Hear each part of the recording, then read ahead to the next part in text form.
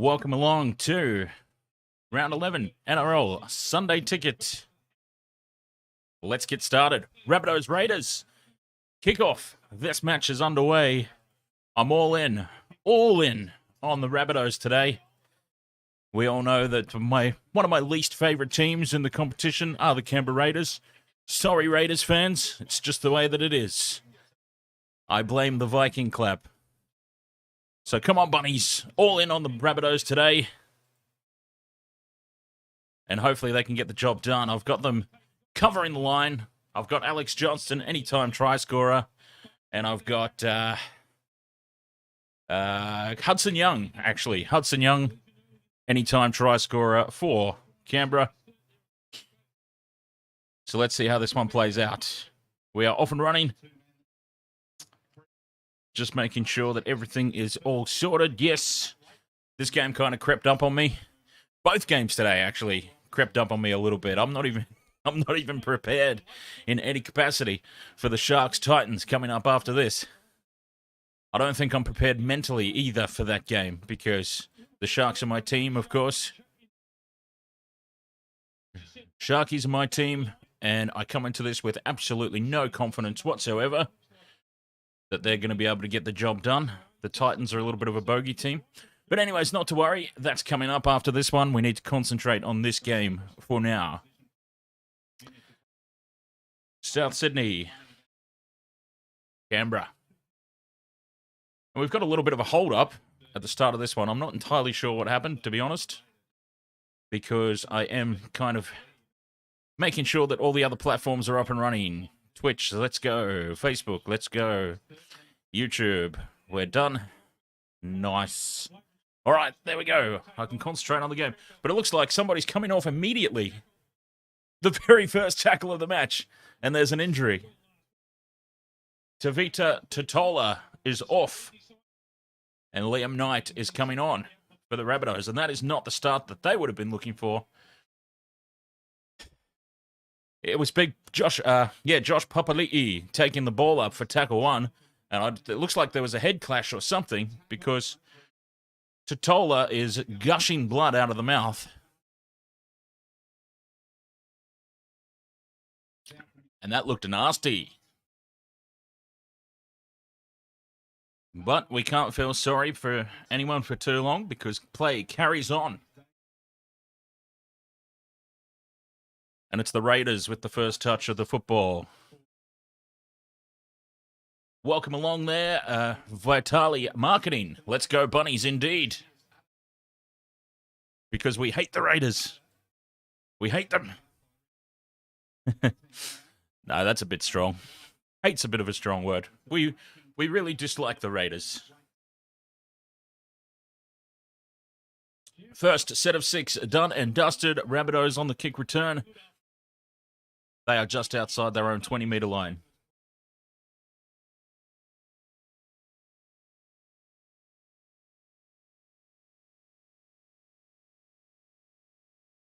We need to get Alex Johnston up the field and over the try line because it'd be very nice to get some ticks on the same game multi. Get some legs ticked off nice and early in the contest. That's what we want to see. Up over halfway now, the bunnies. Byron Davidson, ahoy. Inside the 40 now on tackle 5. That was a great set of 6 by the Rabbitohs. Now, a good kick on the end of this to really establish themselves early in this contest. Cody Walker goes high into the corner. Pressure on, and it's taken very nicely. Jordan Rapana, as easy as you like. There was actually pressure on that kick chase, and it was a great set of 6 by South Sydney.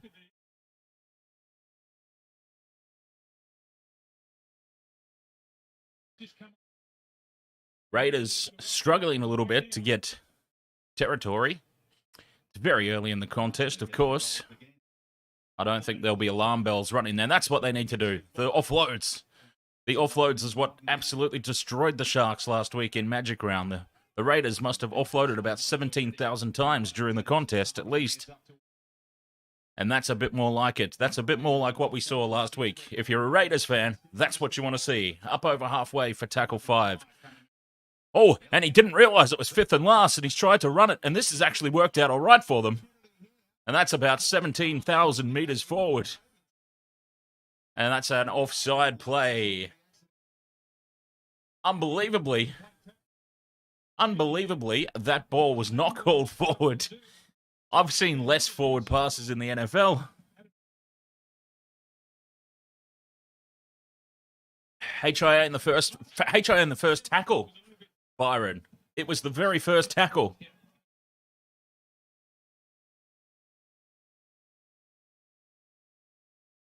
The very first hit up, Papali'i and Totola. It looked like it was a head clash, maybe. I didn't actually see it because I was setting up. The streams kind of crept up on me, and before I realized it, I'm like, damn it, the players are running out onto the field. I need to get everything ready, like quick smart. So I didn't see what happened. I just saw blood coming out of his mouth. So it must have been some form of head clash. A little bit forward. How about a mile forward? Yes. And here's a chance for the Raiders on the back of that forward pass. As I was just saying, Michelle, I've seen less forward passes in the NFL by quarterbacks. That was disgraceful.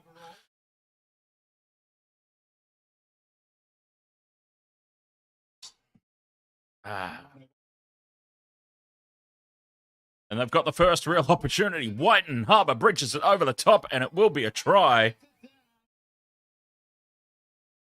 Nick Kotrick, you know what? I've got questions over that pass from Wighton as well. The Harbour Bridge ball. Where did that come out of his hands? Just a little bit forward, that one too, yeah. So a couple of forward passes here from the Raiders. They've got away with it anyways, and I don't want to shout conspiracy, but maybe, just maybe, they're getting some favours here for Papali'i's 250th. Controversial opinion, but maybe. Maybe some favours. Want to make Papa's Day a little bit special.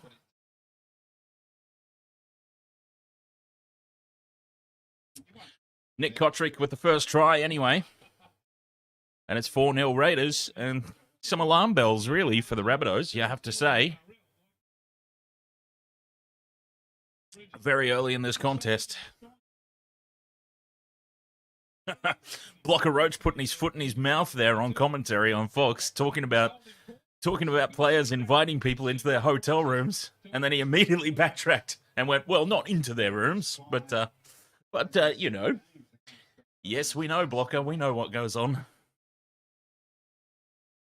Foot and mouth there. Look, I'm on camera. I'm on the screen. She just saw herself. That girl in the background just saw herself on the big screen. All right, conversion attempt from out wide. The favoured side for a right foot kicker. So this one's going to curl back in. Well, that's what he's hoping it's going to do. I hope he misses. Oh, he's missed it big time. That's what we like to see. It stays 4-0. Geez, I'd like to see those passes again. From side on, this angle's not going to show how far forward that was.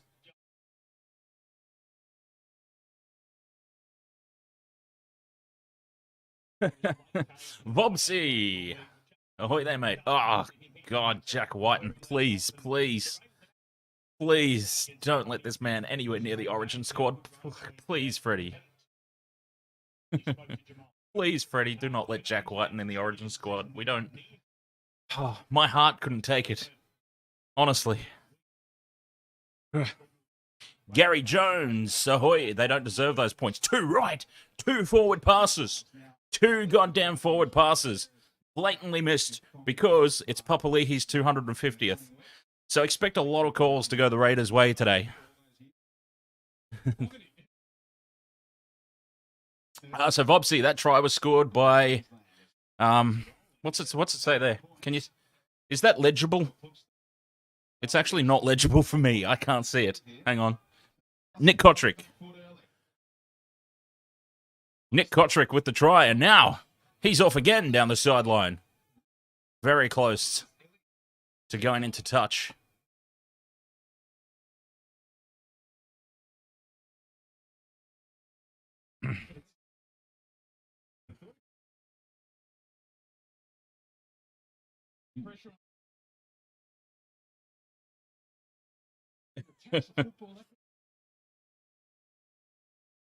Yeah, it certainly wouldn't be legible on phone.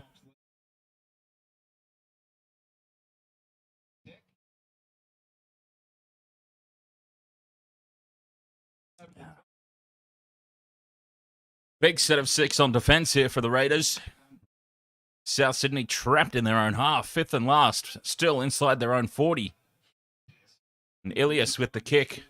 No chance of a 40-20. And the Raiders with all the momentum in this one. After a promising start for South Sydney, a little bit disappointing that their game has kind of been shot to pieces on the back of that forward pass that wasn't called. Instead of a forward pass and South Sydney football, it ends up being a penalty and 6 more tackles for the Raiders. And then another forward pass led to the try.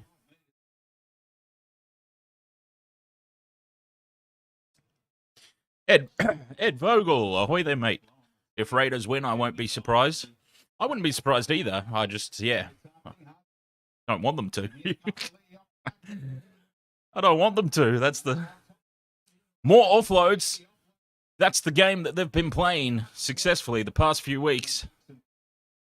They've started to get their offloads sticking, and that's putting pressure on. 5th and last in attacking position again. Wighton with the high ball. Pressure on Campbell Graham, but he has taken that very calmly. If Vopsy says if Raiders win, I'll be even more surprised.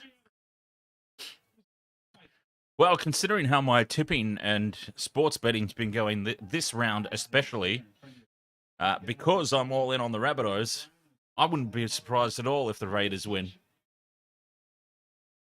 Now, this is more like it from South Sydney. Spreading it wide, stretching the Raiders' defence. Jackson Paulo just pulled down.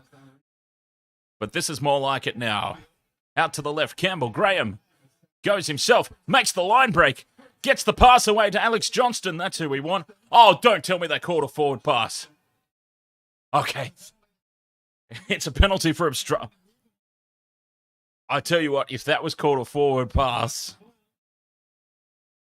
I would know that something dodgy was going on. But anyways, an obstruction called. Apparently that's what created the gap. And it's another penalty to Canberra. And Cody Walker's not happy. That's not good signs. Not good signs at all. If you're a South Sydney Rabbitohs supporter, you do not want to see Cody Walker rattled like that.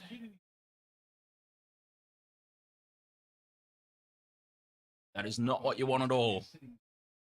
You want to see him laughing and smiling and enjoying his footy. Paul Faulkner, ahoy there, Robert M. as well, by the way. Rabbitohs and Sharks, I'm on. Nice. Now, space again for Kotrick. He is absolutely destroying that left-hand edge. Well, the Rabbitohs' right-hand edge on defence. Paul Faulkner is in Dubbo, watching right now. Very nice. Oh, Papali'i playing soccer. 6 more. And the Raiders looking very threatening. As we know, the Raiders do have a tendency to fall away in the second half. Bad pass out of dummy half. And Schneider picks it up nicely, but he's swamped by the defence. And tackle 3, 10 metres out. All the pressure. Oh, one-on-one strip. One-on-one strip by Cody Walker. Well done.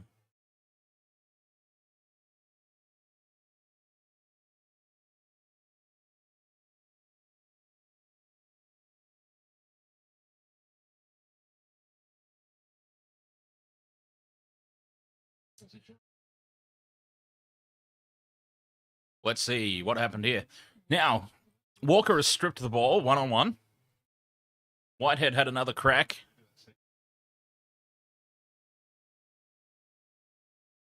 He could have challenged it if he wants. I wouldn't have been convinced at all. So South Sydney, they survive. And my God, I tell you what, they only just survived. And danger signs early. But yes, as I was saying, we do know that the Raiders, people don't call them the Canberra Raiders for no reason.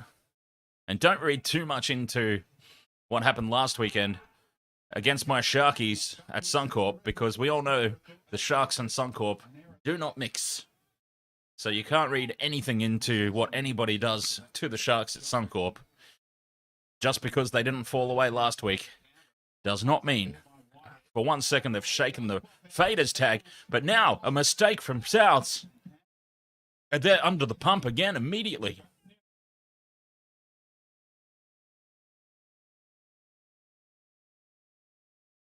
And all of this contest now is happening down South's end of the field.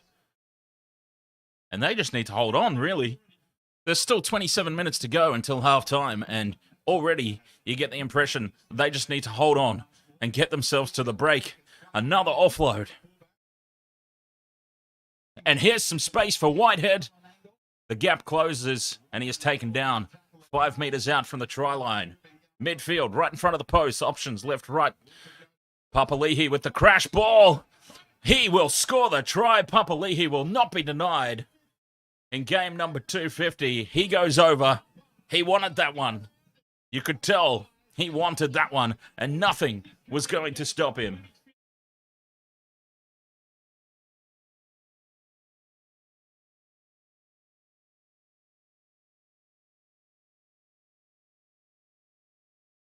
Bobsy, that's one of your try scorers. 3 to go. Who are the other 3, mate?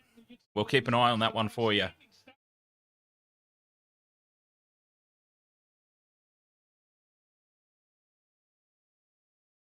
A long way to go in this game, of course. Souths are a team that are capable of putting on points in piles very, very quickly.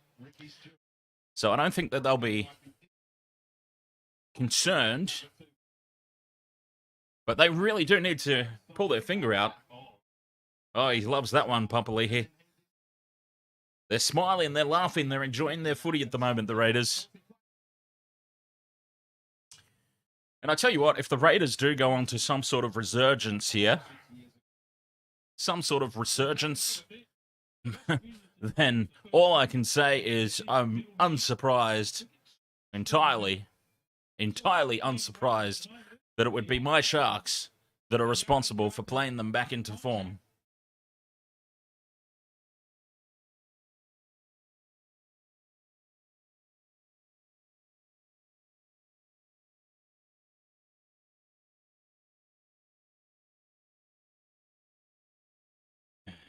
This is a much easier kick. Oh, and he's missed it. He's fluffed his lines again. And that's going to keep Souths in this game.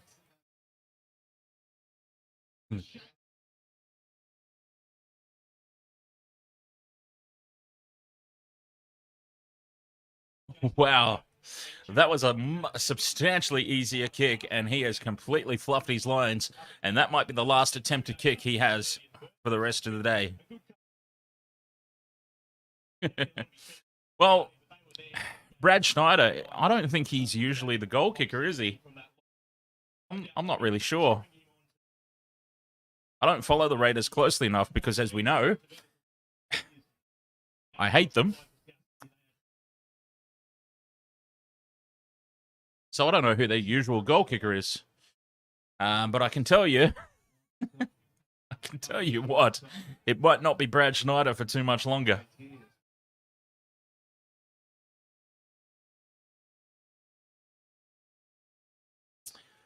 All right, so a lot of people need Alex Johnston and Cody Walker to score tries. Alex Johnston, I reckon, is pretty... yeah, Croker would have been kicking. But he's out injured. Yeah. Yeah, he's out injured at the moment, so Brad Schneider retains his place. Get Papali'i to take the kicks. Well, look, it's game 250 for Papali'i. He was trying to play some soccer before, so maybe he can do it all. Surely he would have had a better attempt at goal from right beside the post on that one. And a relieving penalty here, Elliott Whitehead. If he's not making mistakes, he's giving away penalties now. And that's very relieving for Souths. That's what they need. Penalty, upfield, get themselves into some sort of attacking range.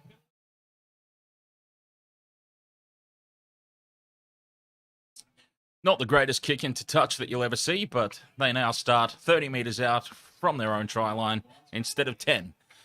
So a good result in the end for them. A better result. Up over the halfway line now on tackle 2. Post-contact meters good.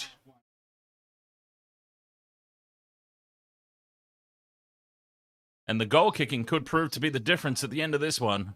Only time will tell. Oh, they've lifted him. Be careful. Be careful when you're lifting somebody in a tackle. Jeez.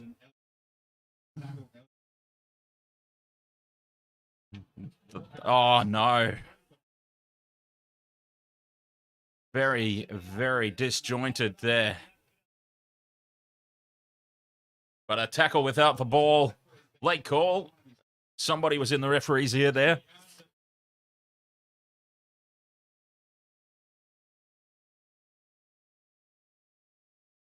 I don't know who was tackled without the ball, but anyways.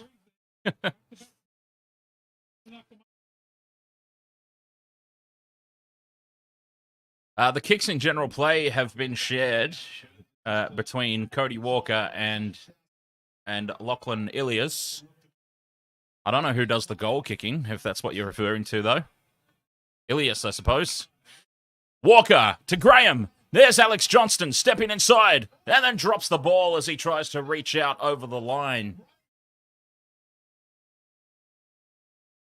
Well, Alex Johnston's knocked the ball on.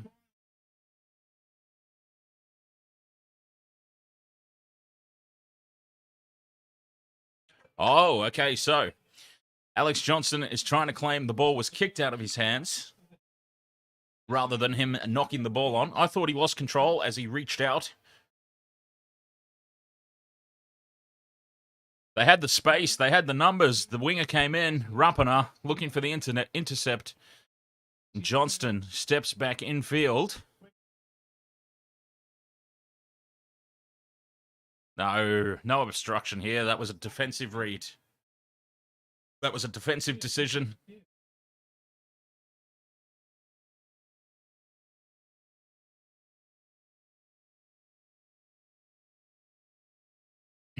It hasn't interfered in the play at all. It was a defensive decision. Oh, no. No. That was a defensive decision. Schneider's made a choice to go for the tackle, and now that's been deemed an obstruction. This obstruction rule in 2022 is garbage.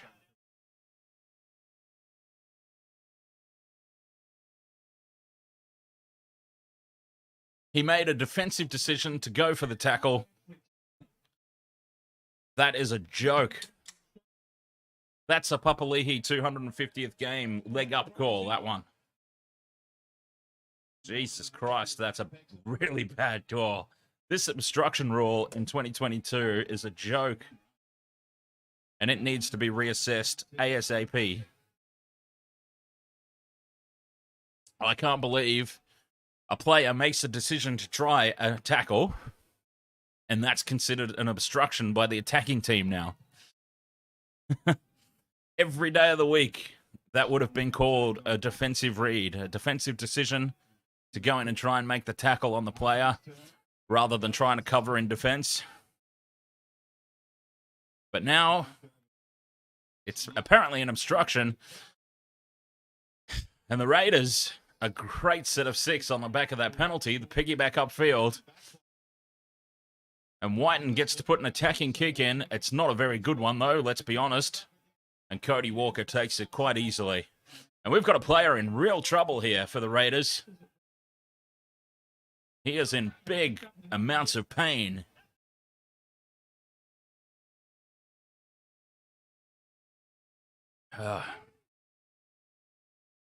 Zac Woolford, it is. Dustin Fisher, ahoy, mate.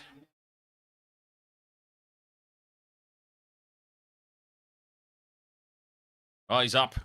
Wolford's up. He must have got winded. Oh, yeah, he copped a hit. He copped a hit right in the ribs. But another penalty here for Souths, and they get to start this set right on halfway.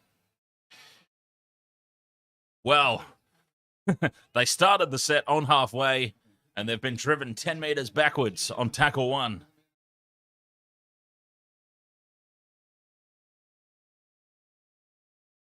So Schneider, Caberra, Naira, Croker that have kicked for Canberra this year. Oh, Ilias held onto the ball and offloads to Damien Cook. He's been body slammed after the offload.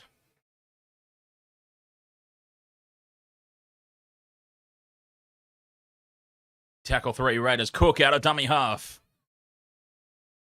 And they've created space again. Was it touched? Is it 6 more tackles? It is 6 more tackles touched by the Raiders. The loose ball. 0 tackle. Here's their chance now. Souths. A big opportunity. A quarter of the way through this contest to have some sort of say on proceedings. This left-hand edge again, looking threatening. Campbell Graham flicks it onto Johnston. Oh, he's copped to a higher shot there, Johnston. But, of course, the Raiders won't get pinged for anything. 6. They get called for 6 again, though. And the pressure remains. Inside ball. Peoples gets the offload. They come back to the right-hand side. And this is where they've been stretching them out on this right-hand edge. Cook goes on his own. Gets a bit tangled up and has to surrender for tackle 3. Just a metre out from the line now, though. And a crash ball play for Peoples, is it? No, he's knocked it on. Ah, it's not Peoples, it's Liam Knight, and it's a big mistake.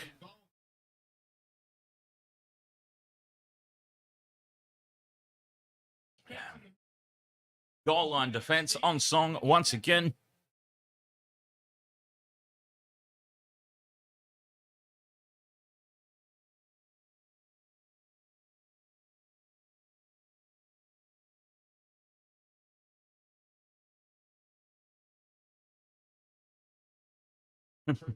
Providing a nice package. Sorry, that really does make me giggle.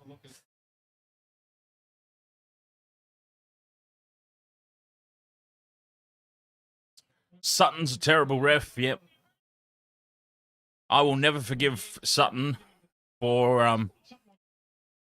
I'll never forgive Sutton for, single-handedly gifting the Maroons the state of origin a couple of years back.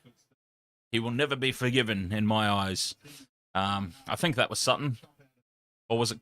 Yeah, that was Sutton. Cummins is another one that I don't like.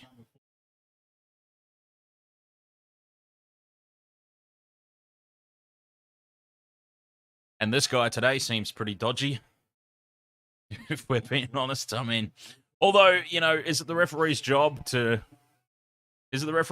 catch forward passes, or is that on the touchies? So who are the touchies? John Stone and Matt Noyen is probably who we should be a bit disappointed with for missing those Raiders forward passes in the lead up to their try. Forward passes should be a touchies call.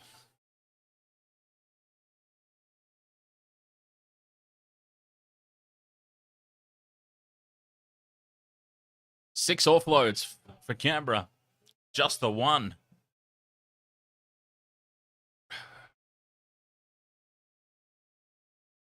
For South Sydney. Penalty for crowding the ruck. Elliott Whitehead's not happy.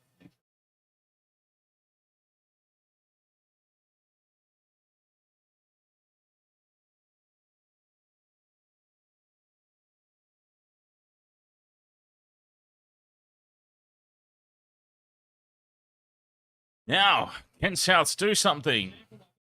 Another piggyback upfield and tackle one, 40 metres out. Can they strike?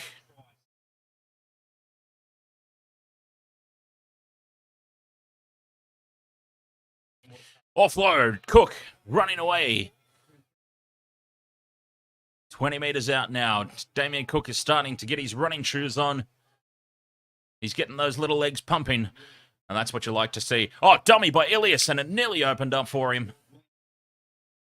And they come down this left edge again. Now Cody Walker tries to do it all on his own. And every time they get close to the line, the Raiders just swarm in defence. And love them or hate them, you've got to give them credit for their goal line defence today. They've showed up in numbers. A kick through on the fourth, and it's going to be taken dead. And it's also going to be a penalty to the Raiders. No, it's a penalty to Souths for offside play. Jack Wighton up a little bit too early.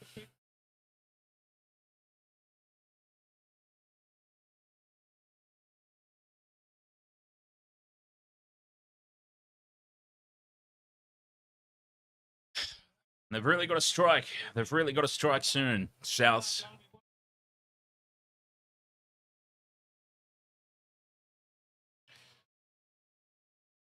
They're starting to rack up a lot of possession down here inside the Raiders 20.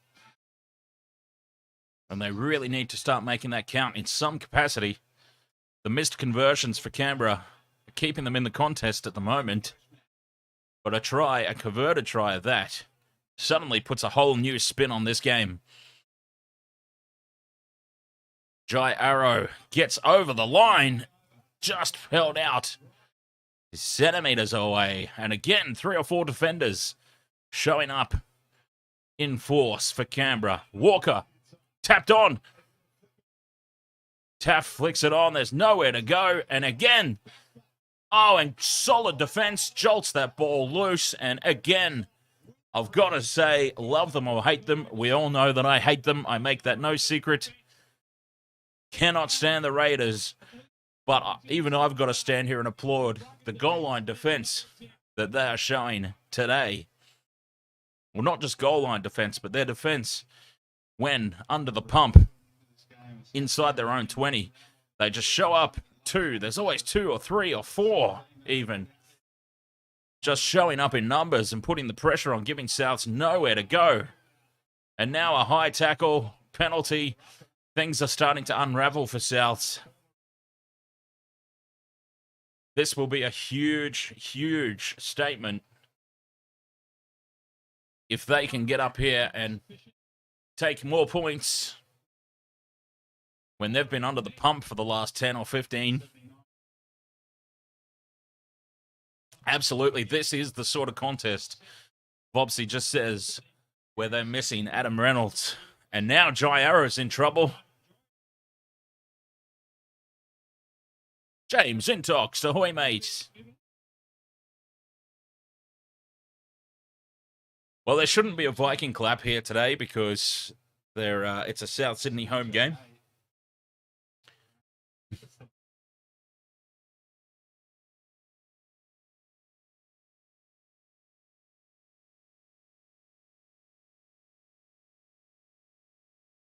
And we've got another HIA here for South. Tane Milne sent for head injury assessment.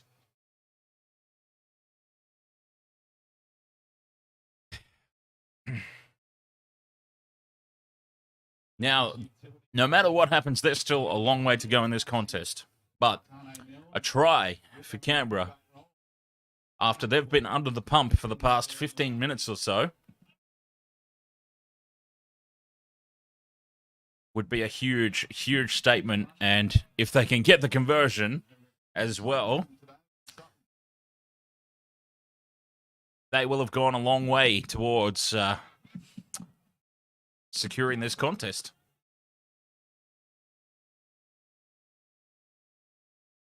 But they've made a complete hash job of it. Knocked on in the play the ball. And that is exactly what the doctor ordered for Souths. Holy hell, boy, was it ever. And then they dodge a bullet again.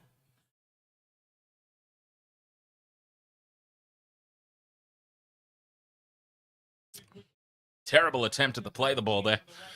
So how will Nikorima go at fullback?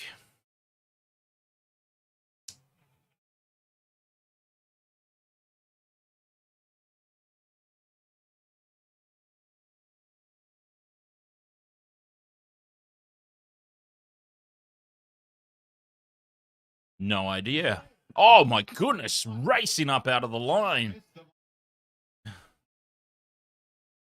Wow, racing up out of the line there. Horsburgh racing up out of line. He was trying to do some damage there. Tackle 4, they are up over halfway. Down this left-hand edge again, Campbell Graham stepping back in field for tackle 5. And this area of the field in particular, that's where they're missing Reynolds' kicking game. Because an absolutely nothing kick there from Ilias. Absolutely nothing kick. No pressure on Rapana at all.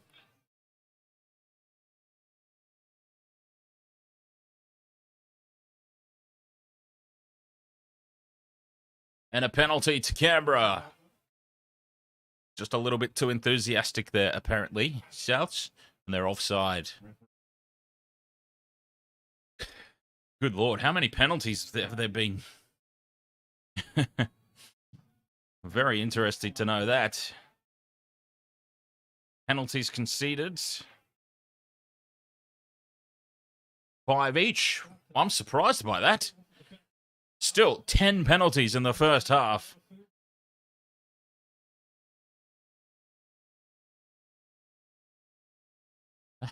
That is a lot.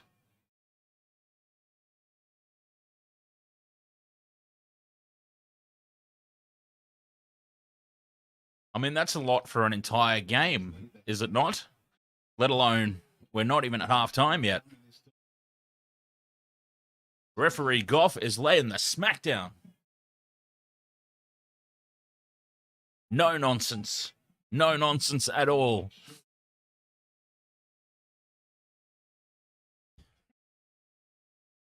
Tackle 4 here for the Raiders. 10 metres out, midfield. They've been threatening here down the left-hand edge, but it's a dummy. And get back inside goes Schneider. He's taken down meters, just meters out from the try line. 5th and last. Crash ball play. And it is a try. It is a try. And it is a try for Hudson Young. And I'll tell you what, I'm not going to argue that one because Hudson Young, there he is there. Leg 3 of my multi. Hudson Young, anytime try scorer. Let's put a tick there. That's good. That's good. Okay. I mean, that's good for my multi. That's great news for my multi. But what is not good news for my multi is the Rabbitohs covering this goddamn line. Because they're going to have to come out in the second half. They're going to have to make up 14 points just to get back on even keel. And then they're going to have to get ahead.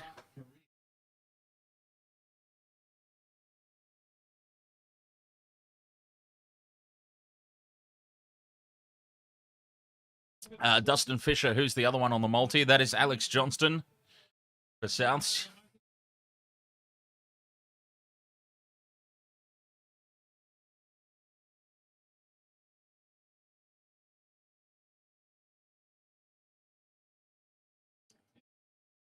And wow, when you consider 2 missed conversions, one was relatively easy.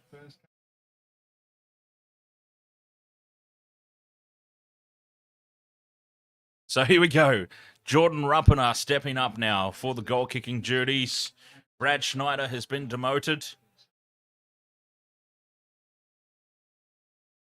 No more goal-kicking for you, Brad Schneider.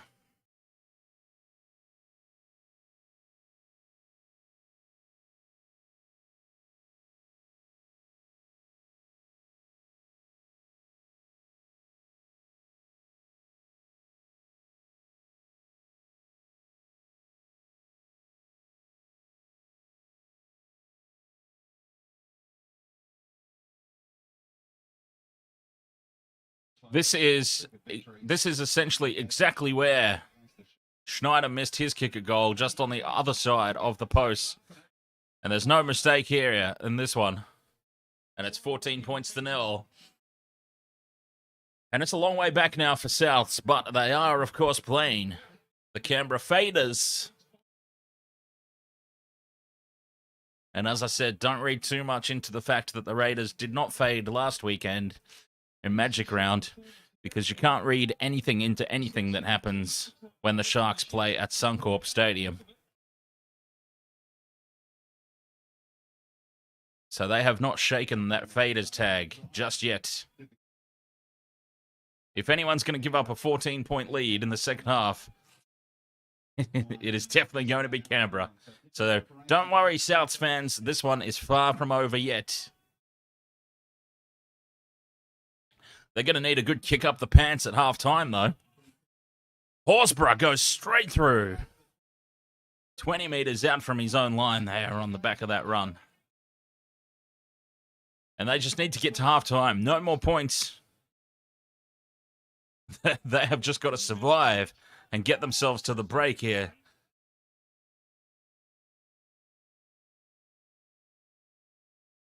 Oh, jeez.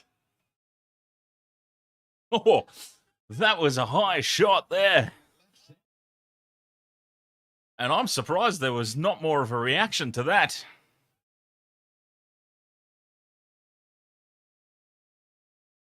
The Nicarima is on.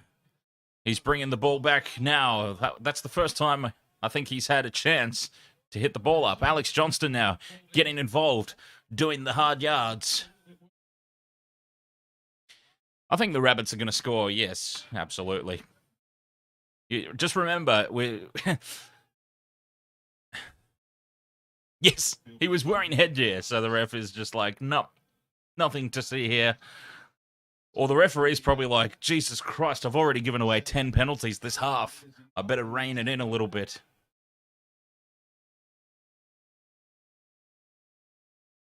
Fifth and last now, Rabbitohs. This is their moment. 20 metres out. Oh, short side play. Short side play. They're running it on the last. I don't know what that was all about. And again, Canberra just show up in numbers and shut that down.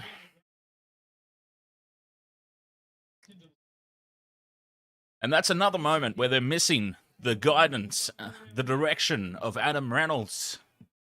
Because you would not have seen Adam Reynolds try a stupid little blindside play on tackle 5, 20 metres out, when you're behind 14 points to 0.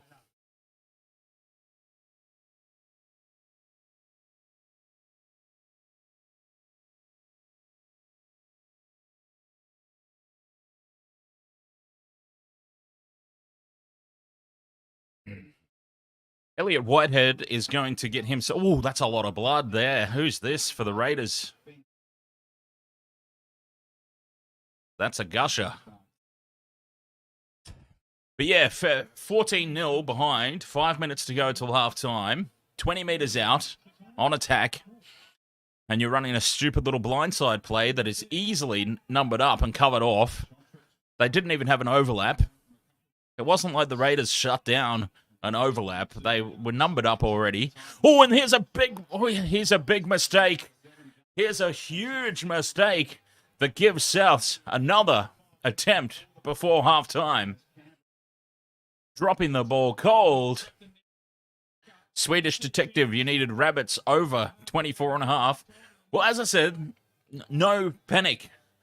Do not panic, South Sydney supporters, because Canberra still have to play in the second half. And as we know, they're traditionally not very good at playing in the second half. They did all right last weekend, but like I keep saying, you cannot read anything into what anybody does to the Sharks at Suncorp Stadium. The Sharks just refuse to play footy at Suncorp Stadium, whether it's against the Broncos or anybody else. And they've lost the ball on tackle 1. Rabbitohs have just completely lost their way.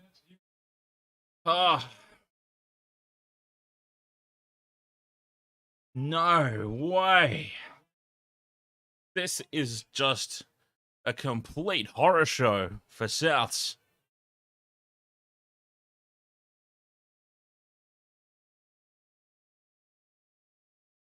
And I'll tell you what, as bad as the Raiders generally play in the second half, if Souths do not get their act together, it's not going to matter.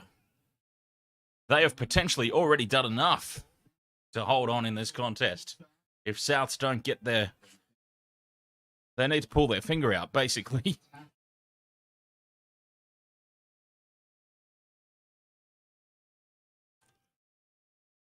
Fifth and last now, Wighton puts the ball deep. Nicarima bringing it back. Not bringing it back very far. 15 metres out from their own line. They're starting this set. And again, solid defence. And Souths have pretty much resigned themselves to the fact that they're not doing anything here in this first half. And they're just trying to get to the break. You can just tell they are not attempting anything. One out football, this set of 6. Just one out stuff. No attempt at anything. An early kick here on the 4th. From inside the 40. He's got a great angle on it. Clockstat taps it back. How's the chase? The chase is good, and Rapana's in trouble, but he gets away from the defenders. And he gets away from 2, and now offloads. Kotrick gets away, and this is going to work out sensationally for Canberra. They just can't do anything right at the moment, South Sydney. They just cannot do anything right, even when it works out for them. It still doesn't work out for them. If that makes any sense at all, that just sums up South's day so far. It was very nearly a 40-20. Nickel Klotstad knocks the ball back in the field of play. The chase was fantastic, but then they let Rapana break through 2. Kotrick then breaks through another one, and here's an offload, and here's a try coming up here for the Raiders. And Canberra have just sealed this contest. I'm sorry. I am sorry. They may be second half faders, but 20 points is definitely going to be enough. The way that Souths are playing, 20 points is definitely enough of a lead. And that try, that whole sequence of events just sums up the day for Souths.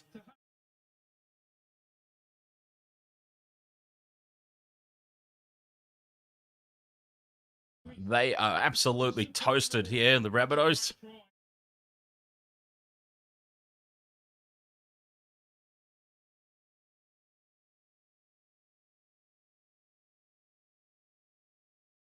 Wow. Wow, wow, wow. This is going to take a huge, huge second half effort now.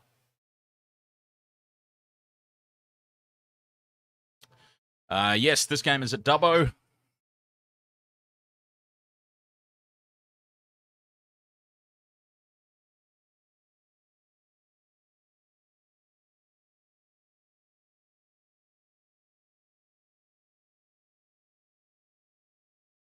Maybe they shouldn't come here again. Maybe they should just stop playing games at Dubbo. They got tanked by Panthers last year, and they're getting absolutely decimated by Canberra.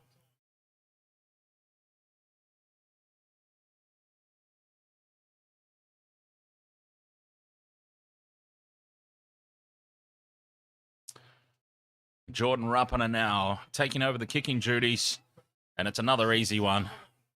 Straight through the middle it goes. Half-time, 20 points to 0. It is a long, long way back now for South Sydney. And my multi is shot to pieces. Forget about it. Absolutely forget about it. I need to concentrate on the next game now, basically. Because we do have coming up after this one, 4:05 p.m, Titans and Sharks. We got that one coming up. And I'm going to have to start thinking about a multi that I can put on to try and make up for what has been a disastrous weekend in the tipping and the sports betting. An absolute disaster. 20 points to nil in this one. Let's check out the Wasted Water Sports tipping contest on NRL.com. And I'm just very curious to see if anybody went the Raiders. Who saw this coming? Let's see. Well, my dad, I'll tell you what, my dad has come up with some interesting tips this week. Some very interesting tips. Now, my dad is way out in front in the tipping contest, to be fair.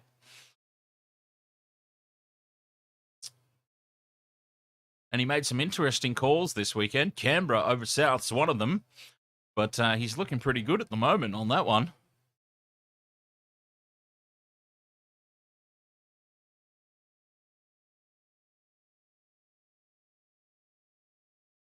But yeah, not many people have gone Raiders. I see Robert's gone for the Raiders.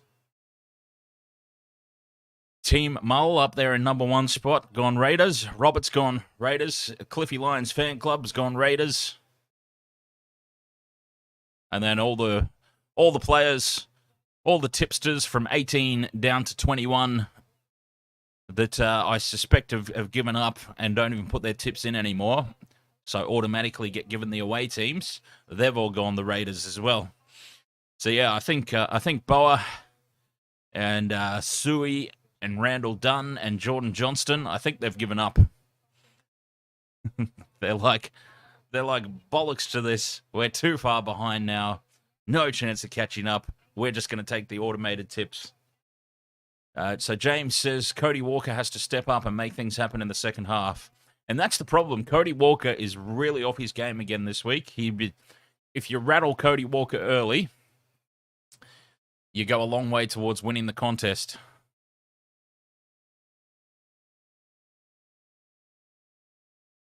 That's what I always find. Rattle Cody Walker, get him off his game. So let's run through some stats here at halftime, because there's some biggies, some big things here that we need to look at. So first of all, possession. 60% possession to the Raiders. That's huge. Completion rate. This is a reason why that possession is as far slanted towards the Raiders as it is. The completion rate, 61% for Souths. 11 completions out of 18. Absolutely unacceptable. Anything under 80% is unacceptable at this level. 61 is a very, very... I mean, I don't even know what to say about 61%. That is just awful. 6 line breaks to 0. 6 line breaks to 0. 28, I don't even need to tell you who that's in favour of, by the way. 28 tackle breaks to 4. Again, I don't need to tell you who that's in favour of. Average set distance, 43 metres to the Raiders, 34 to the Rabbitohs. That is, of course, because the Rabbitohs are only completing at 61%.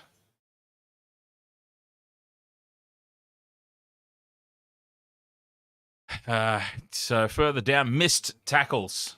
This is insanity. Absolutely insanity. 30 missed tackles. South Sydney. 30. 30's a lot for a game of footy, let alone one half. 5 errors to 3. We went to halftime at 5 penalties apiece. The referee sort of put the whistle away towards the back end of that half. I mean, just getting decimated in all areas of the game, and it's on the back of really just a really poor completion rate. 11 out of 18, 61%, and they're not aiming up on defense. The Raiders are great value for that 20-0 lead. They're very deserving of it.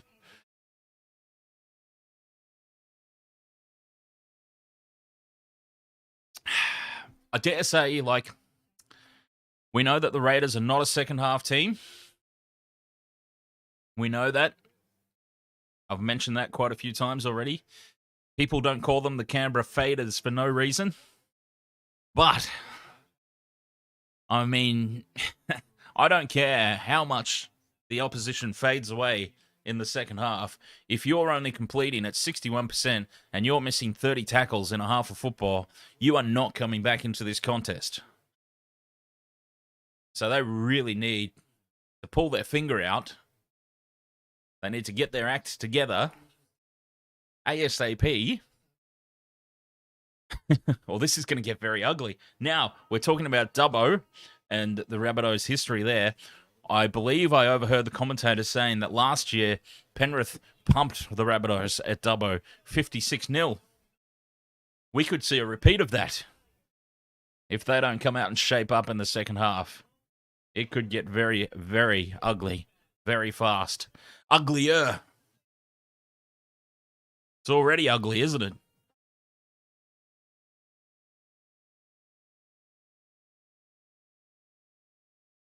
I don't think I've seen a worse half of football this year than what South's dished up. I can't think of one. Well, maybe the Sharks.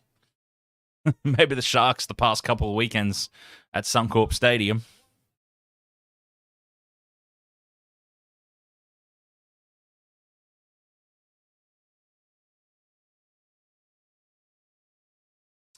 Even if you take away, we can't take it away, of course, because that's not the way it works, but even if we take away that blatant forward pass that led to Canberra's first try, that was a misconversion, so that's only worth 4 points. They're still 16-0. 16 legitimate points to 0. That's still way on top. Way on top.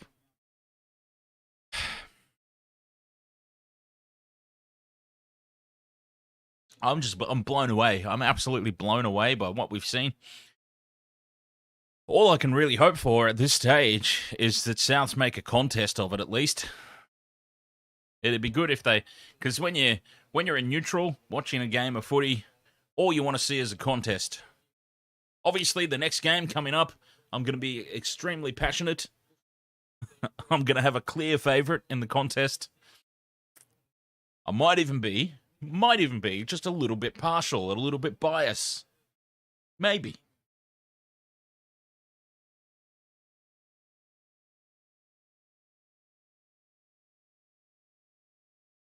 Sharks Gaming Hub, ahoy there, go Rabbitohs. Well, tell you what.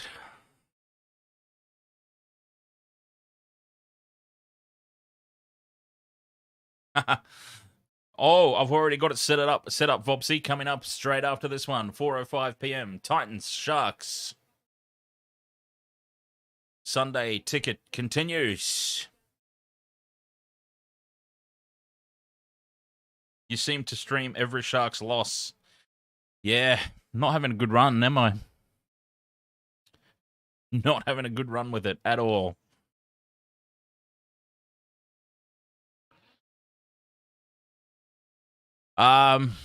Good question. I haven't actually put a multi on that one yet. Let's have a look. Let's see. What can we come up with for the next game? Let's do it live. Let's do it live right here. Sharks Titans. Let's talk. Sharks Titans.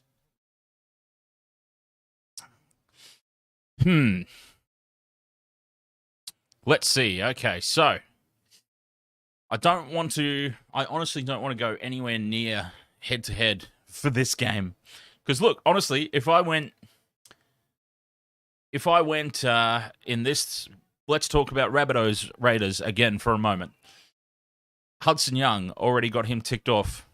I'm regretting going for the line, going for a winner.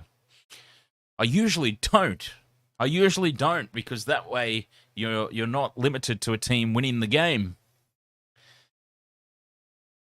You're a little bit more flexible, just going for try scorers. So I'm definitely putting that to bed. So forget about Sharks, forget about the line, forget about Titans. We are just going to look at anytime try scorers. All right, so Jermaine Asako has scored a try in each of his last 3 appearances. So let's throw Jermaine Asako in there as one leg.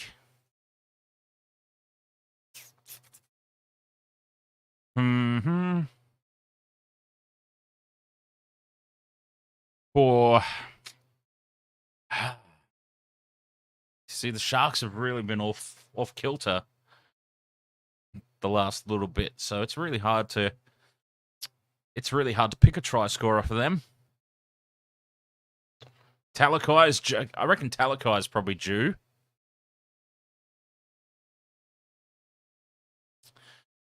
And I'm very interested. You know what? I'm going to go left field. I'm going to say Lachlan Miller.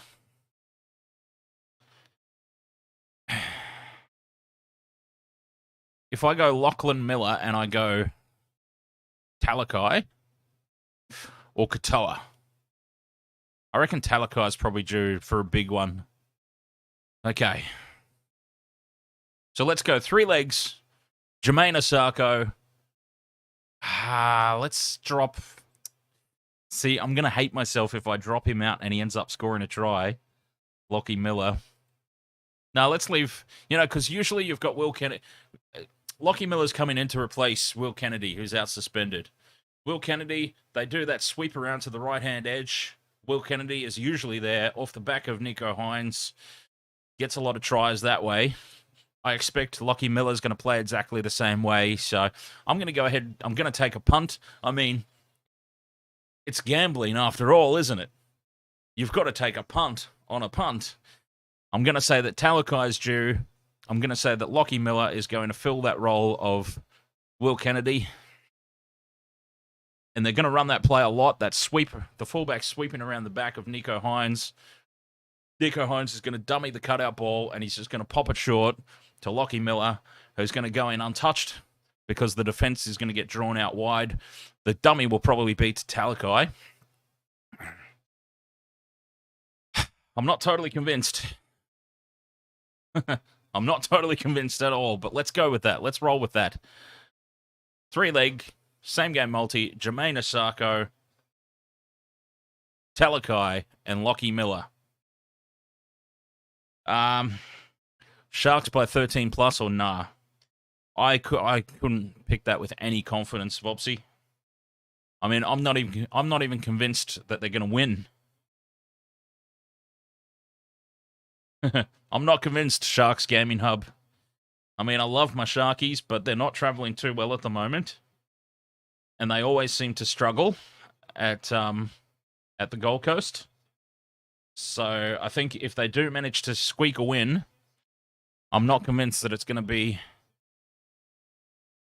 I'm not convinced at all that it's going to be anything major, even if they do get through and claim the victory. I mean, I hope I'm wrong. I really hope I'm wrong.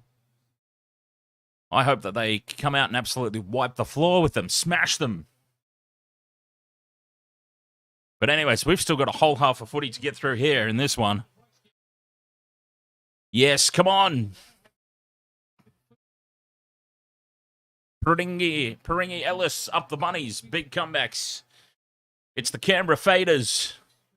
Traditional second half losers. So let's see. Come on. Souths are going to get first use of the footy in the second half. They get to make a big statement. And they've nearly made a complete hash of the kickoff. Big set of 6 here. This first set of 6 after half-time. They need to come out and they need to show. And that's going to help. That's the first penalty of the second half. He's just been waiting for that, has Goff. He's been waiting for that. He'd given away too many penalties in the first half, 5 each. And he sort of had to put the whistle away for the past 10 or 15 minutes. And I think it was killing him because he's come out now. And in the first set of 6, he just couldn't wait to blow that whistle again. And then now, 40 metres out on tackle 2. This is their chance to make a huge statement. Imagine a try on essentially the first set of 6 after halftime. What that does to their confidence, what that does to the Raiders' confidence, and what that does to this contest. It'll be huge. Oh, and that's a Big mistake. And the second verse, same as the first here for Souths. Oh, my God. Well, that was just horrible. I mean, that was their opportunity to really come out and say, look, we're back. We know that you're a first half team and that you're going to suck this second half. And to make a mistake, absolutely drop the ball cold like that, Lockie Elias, that is not good.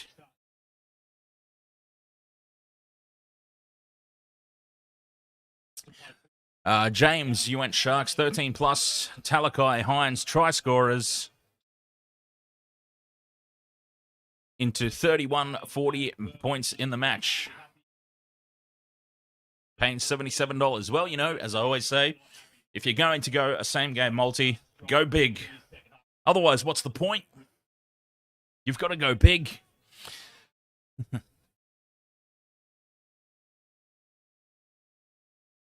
Where's Cody Nikorima? He is playing fullback. Actually, is he still on it? Yes. Yes, he is still on. No, actually, he might have gone off again. No, he's on. Nikorima's still on.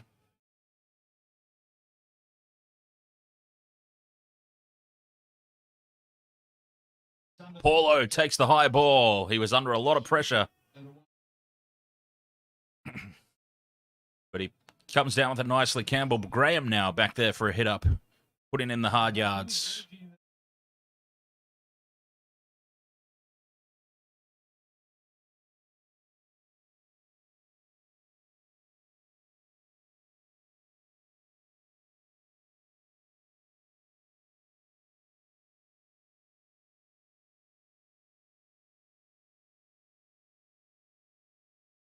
Bobsy's got Asako, Mulatalo, and Talakai. Here's Campbell Graham busting through. Offloads. There's Nikorima. Loading up the middle on support. And that's better looking stuff from the Rabbits. Fifth and last, Ilias plugs it in over behind the defense. And they're going to get a result there, Souths. And that's a little bit better. So Bobsy's got Asako, Mulatalo, Talakai, and under 41.5. Sharks cover the line. Well, what's the Sharks line? I didn't look too much into that.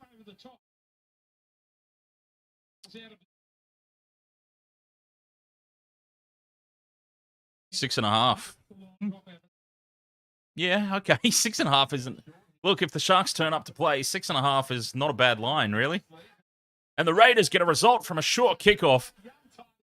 And now they've got space to run, and this is just summing up the day. Everything is just falling their favour. Everything's falling their way. Jeez, I mean, this has just summed up the day for South. You know, they finally get themselves a result. And then a short kickoff bounces nicely for Canberra. And they're now tackle 2, 40 metres out on the attack.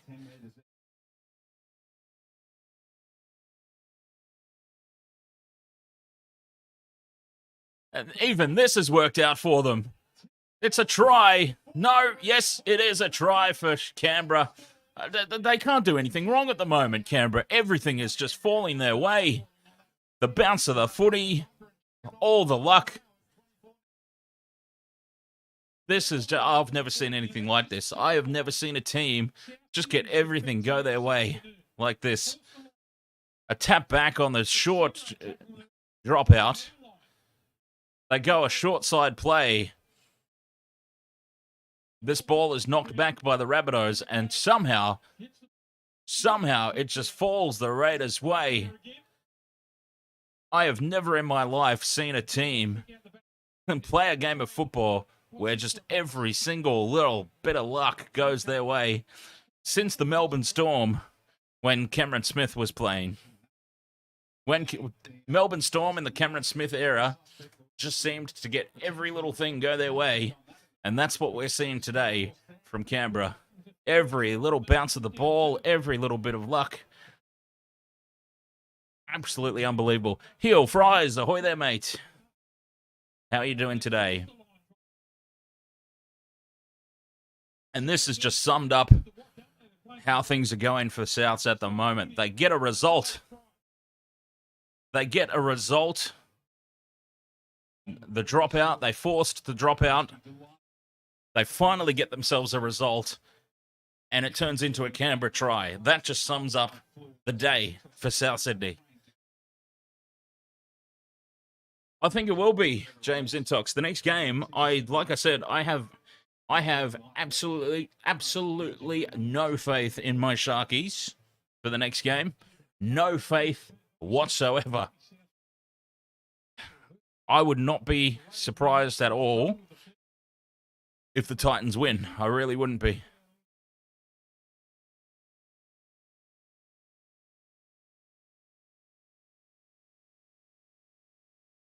And a missed conversion, but it means very little.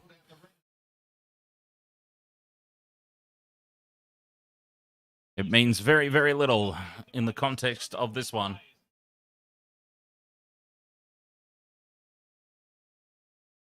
Because they're just so far ahead here at the moment.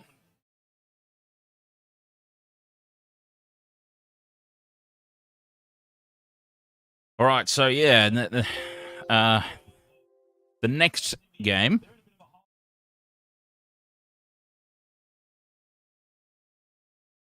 The next game, I reckon Talakai's due, so everybody who's on Talakai for try scorer.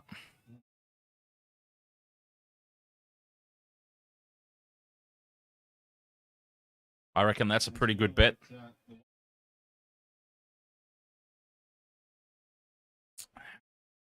They can fade, but still win at this point.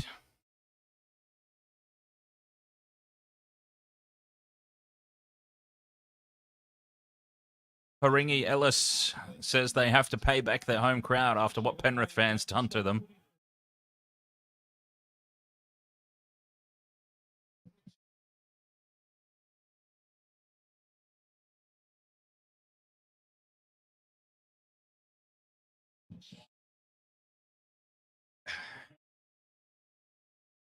This game could still be interesting. There is still a way that this game could be brought to life, and that is the Raiders could go to sleep here, potentially think they've got the game won. And I think they've probably done enough now. They've probably done enough to be safe in the contest, but we could see a little bit of a fright if they decide to drop off.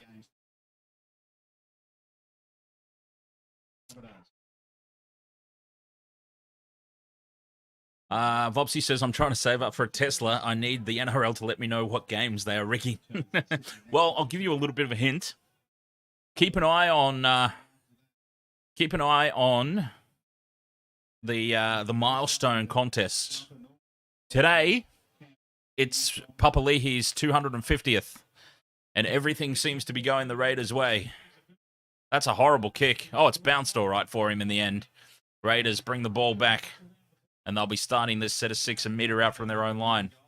Yeah, keep an eye on the milestone contests. I noticed that the Eels got a lot of favours in Gutherson's...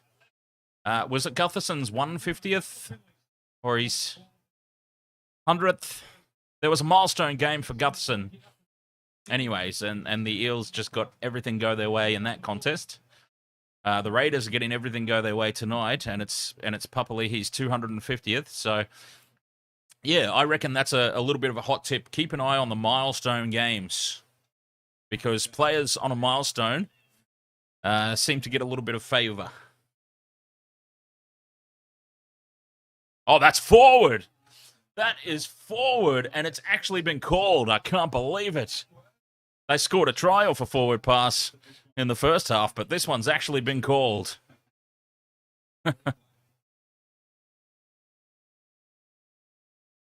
Any milestones next game? I'm not sure, actually.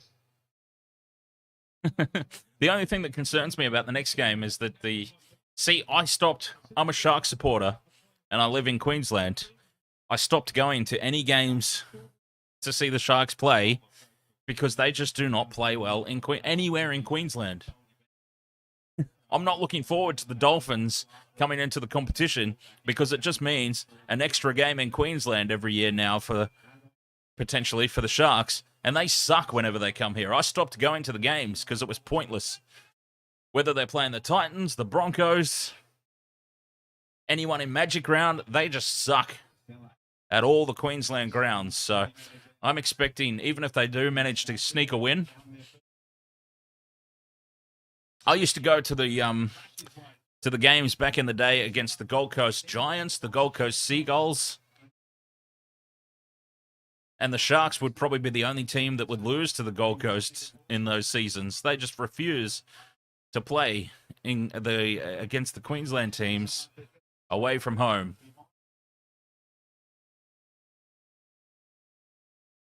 So I'm very, very unconfident about the next game. Anyway, fifth and last here, Souths. Blindside play again. Nothing doing down here. Cook taps it on. It's loose. It's headless. It's directionless. There is absolutely nothing doing. This is a messy end of set. This is touch footy stuff. But now they've created some numbers. Damien Cook goes through. He's going to score on his own. That is the worst. That is the absolute worst lead-up to a try that you will ever see in your life. Damien Cook has said, screw it, I'll just do it all myself.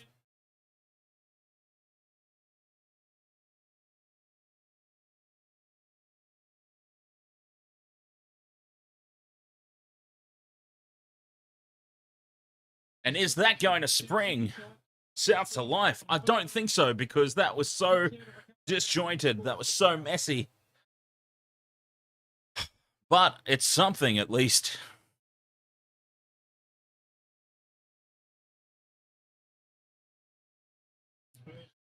How long do you reckon it will take for the Dolphins to win a premiership? I dare say it will be a very long time, yeah. I reckon, yeah, it's going to be a very long time.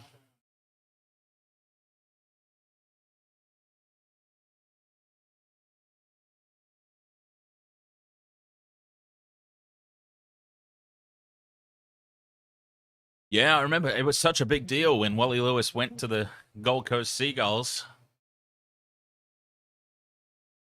That was a huge story back in the day.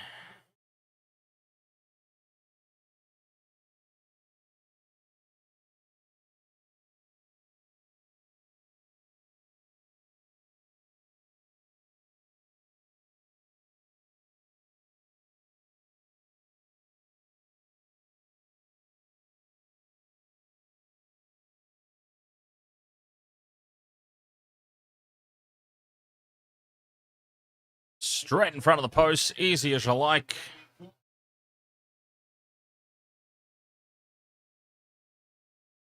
$24 points to 6. Are they back? Are they back? Is that the start of...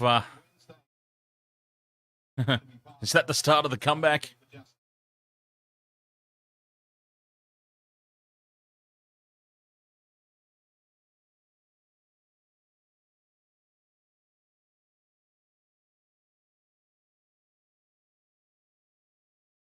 $24 points to 6.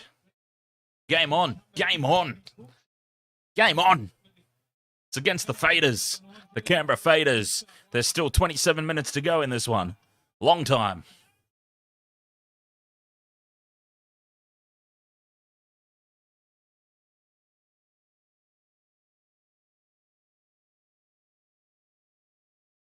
I'm very curious to know what's going to happen. What is going to happen with the Storm? In all honesty, what's going to happen with the Storm? Now they've created space again. Here is Alex Johnston. He's away. He's away. It's tackle 3. Just don't panic. It's only tackle 3. And they are hot on attack now. South's tackle 4, 20 metres out. Cody Walker goes short side and then kicks for some goddamn reason. What a goof. Cody Walker, what have you done? And all of that hard work has just been shot to pieces. That would have been a huge, huge moment, a try there. Massive in the context of this game. And Cody Walker's just kicked it away. Dick Dastardly, ahoy there, mate. This score is definitely unexpected. Definitely unexpected. Cody Walker is having an absolute nightmare. There's another forward pass in midfield by the Raiders, but they get away with this one. Rachel Ryan, ahoy there. Let's go Raiders. I think she means Raiders. Anyway, unless she really does mean Riders. Let's go Riders.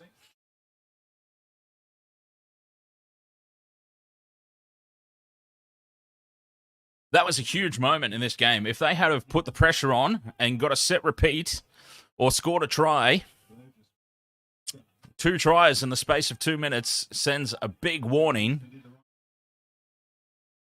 And suddenly it really is game on, but Cody Walker just kicks it away.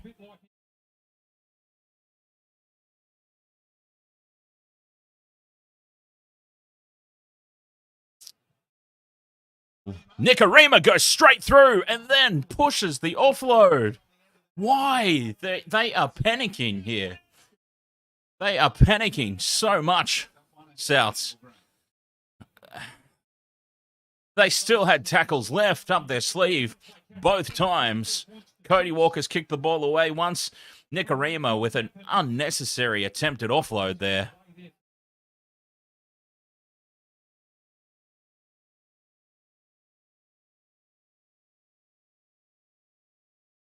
But Souths, he's knocked it on there. There's a knock on. A knock on by Canberra. And here is another opportunity. And suddenly, there is just a little bit of life in this contest. Just a little bit. There is a little hint that we could be in for a very, very big grandstand finish in this one. Even look at Ricky. Look at Ricky Stewart. Ricky Stewart's starting to get the wobbly eyes. He can sense it coming. He feels it. He feels it. He's like, not again. This is not Suncorp Stadium against the Sharks. This is a proper football team this week. First play. Nikorima goes straight through again. He's brought down. Brought down from behind, and they just need to settle now. Settle. Don't force the offloads. No stupid little grubbers into the corner. Cook out of dummy half, looking threatening again. Gets the ball away to Arrow. Tackle 3 now, right in front of the post, 10 metres out. They come right-hand side. Ilias to Campbell Graham, and it's been knocked down. A try-saving knockdown by Canberra. An absolute try-saver right there, because they had absolutely got them skittled out here.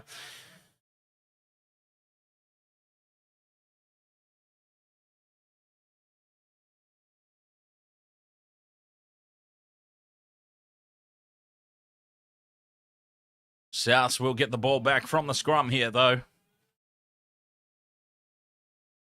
We could be going to gold. Oh, Jesus, what have I stood on? We could be going to Golden Point in this one.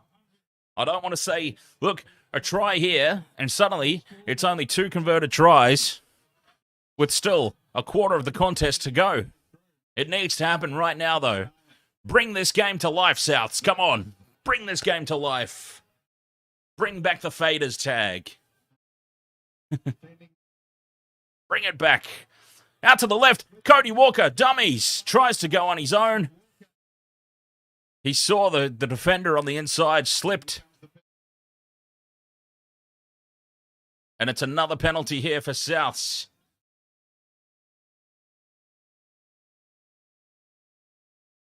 They are 2 metres out from the line here on the left-hand edge. A penalty for a tackle without the ball. Damien Cook takes the tap on the 10-metre line. And they reset and they reload. It's time to go again. Liam Knight takes it up. Cook, inside ball. And over the line, held up. Held up over the line is Tom Burgess.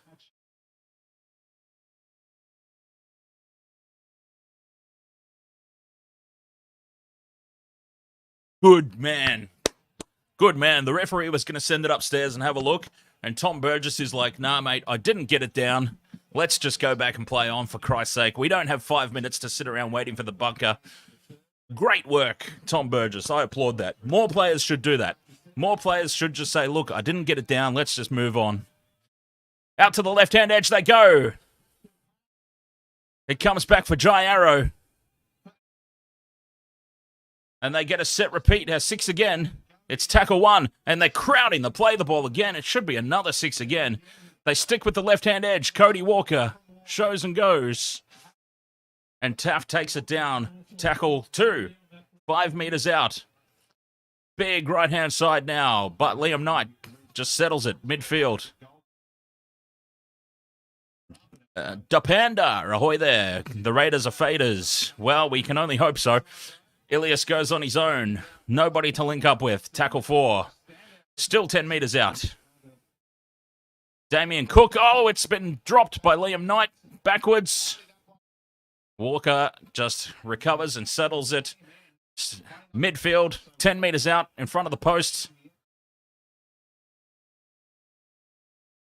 Ilias kicks. It's been trapped by Jack Wighton. And Jack Wighton is away. Damien Cook is running him down. And he grabs him from behind and pulls him down. And that just continues to sum up the Rabbitohs' day. They get things go their way, and it still doesn't work out for them. And we have got the Raiders now 10 meters out, suddenly, on attack. They're back on defense now, though, the Rabbitohs. They've got that shut down, but, geez, that was unlucky. Oh, and it's a knock-on from dummy half. No, it's a penalty to Canberra. And I'll tell you what, they are taking the 2.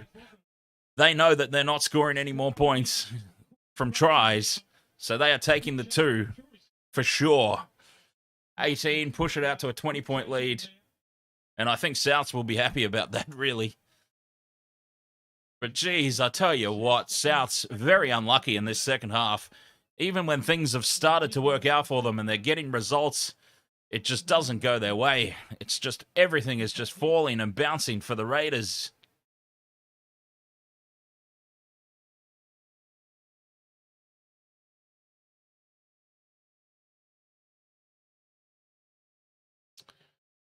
And I don't see any way back, really, for Souths in this one.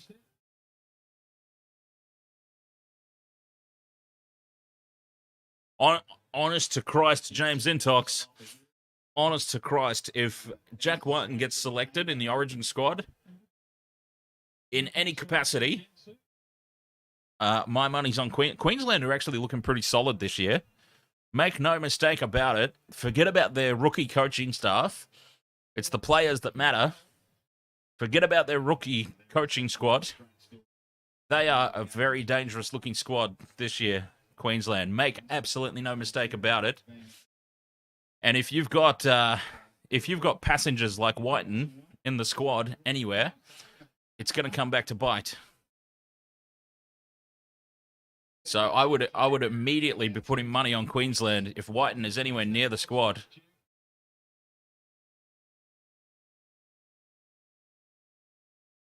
Penalty goal successful, 26 points to 6. This game is done, really. I mean, that last sequence of events just really sums up South's day. They were right on top.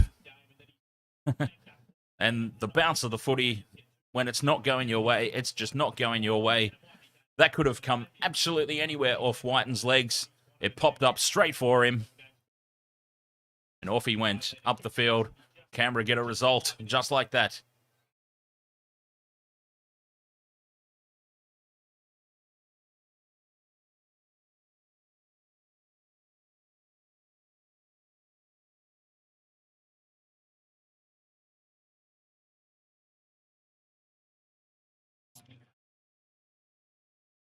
And that, so Brad Fittler and Andrew Johns were saying the other week he's a certainty. Well, in that case, it's a certainty that Queensland will win Origin this year. Take it to the bank. You know what? They're probably paying pretty well, actually.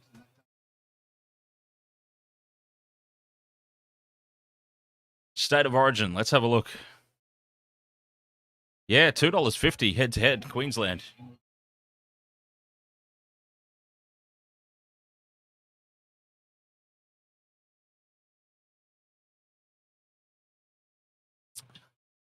Get that money on Queensland. Paulo makes a great take on the sideline.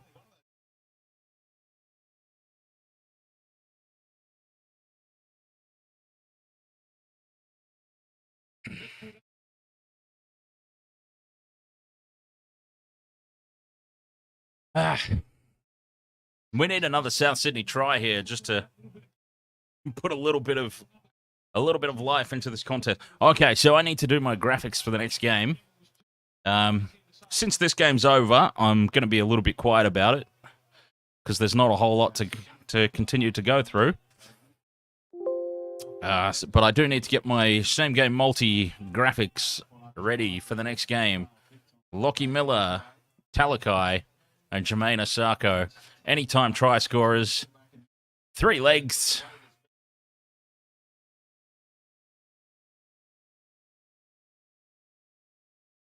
It's going to be very interesting to see how Lachlan Miller goes.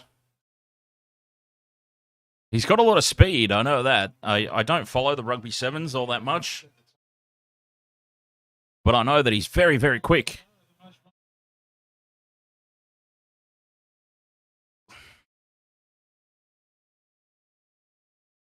So there we go. Talakai.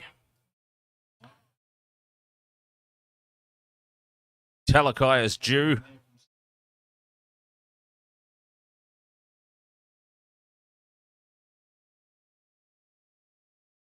Miller and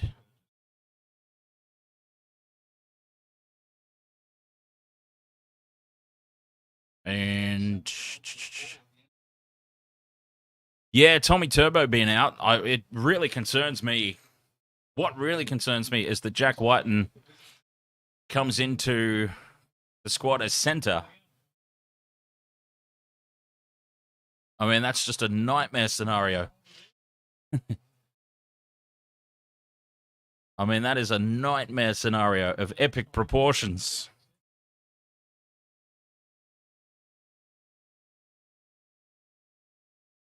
They will have an absolute field day down his channel.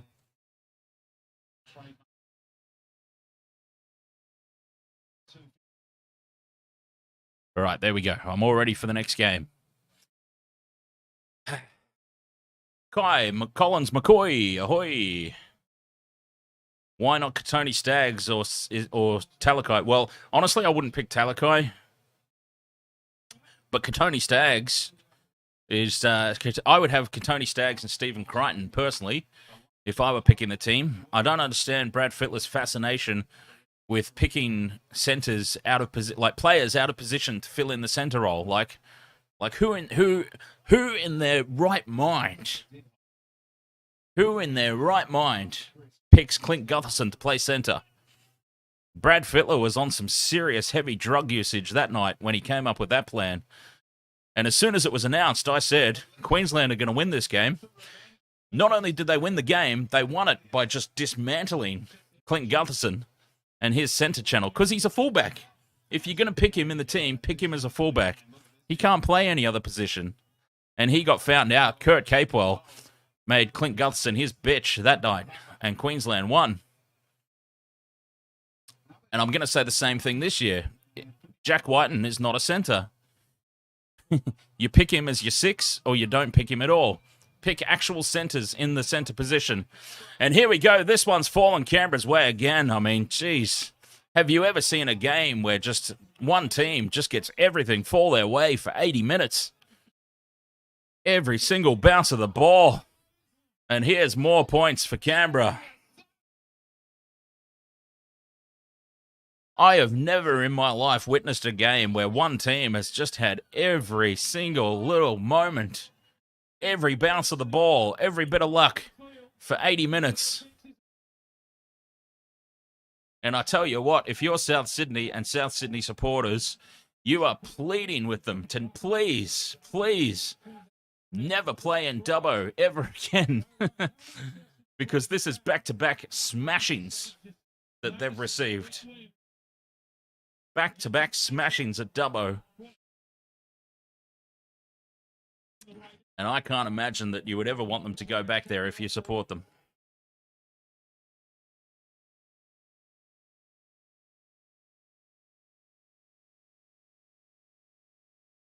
30 points to 6. Kick to come. Let's have. What's the stats like? I wonder if Souths have improved their completion rate. Not much. Honestly, not much. South's completion rate at halftime was 61%. They've only improved it to 66%. They're still making way too many errors to get themselves back into this game. And that's been the big telling difference. Missed tackles, they were at 30 at halftime. They have now missed... Let's have a look. 37. Okay, so they tightened up their defense a little bit in the second half. I mean, that 30 missed tackles at halftime. But yeah, just not good enough. Not good enough today. 66% completion rate over the course of an entire contest is just not good enough. That's not a good enough improvement. 61% at halftime. They only improved 5%.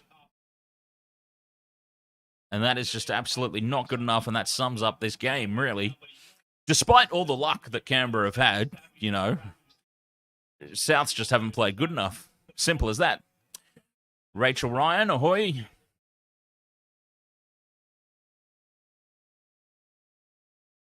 You're either still there or you've gone and come back again. But either way.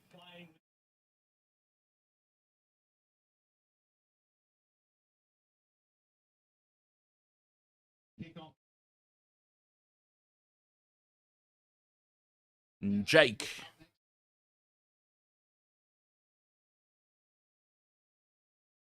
Oh, the Sharks are in their black outfit tonight.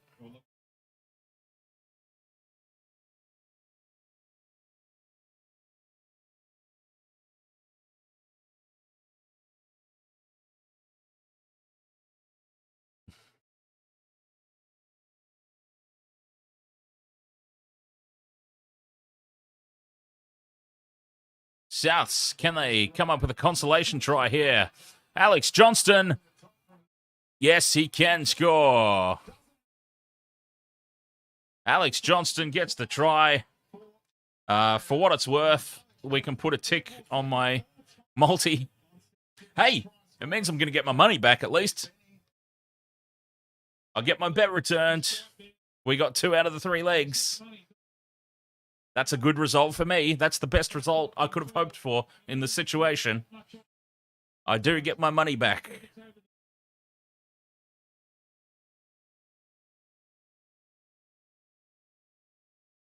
And I'll tell you what, I'm going to use that bet return to put... I'm going to use that bet return to put something else on the... I'm not confident about my picks for the Sharks game.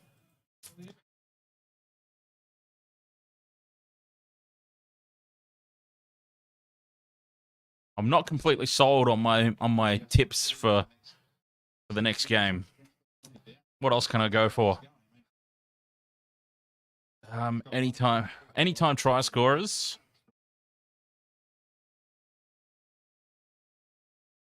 Let's go Katoa Mulatalo.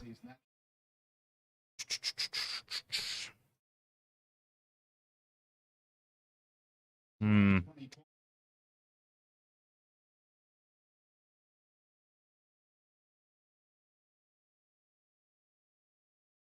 $32-12. Oh, the comeback's on, folks. It's not over yet.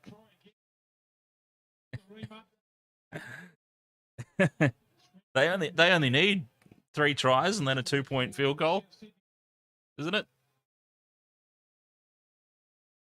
Yeah, 3 converted tries and a 2-point field goal. Could happen.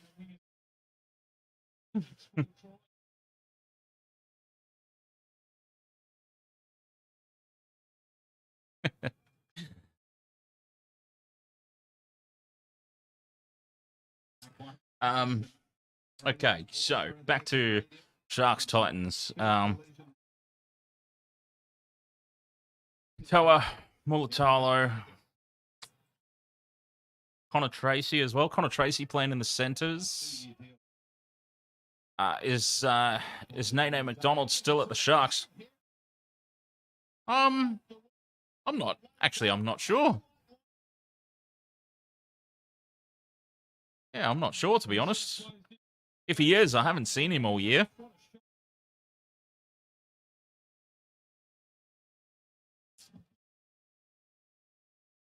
Let's have a look. Let's go to NRL.com and go to players. And do a search. Okay. He's not even coming up in the search at all. Maybe he left. Like, and I mean, like, maybe he left completely.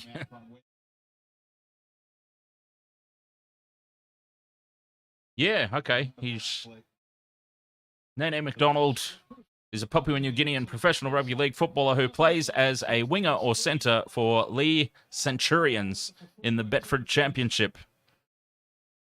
So there you go. He has moved on.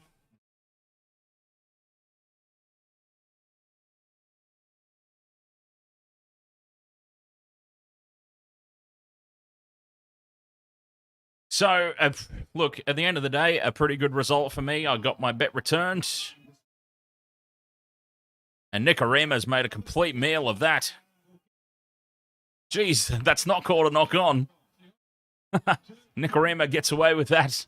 I think that was a bit generous.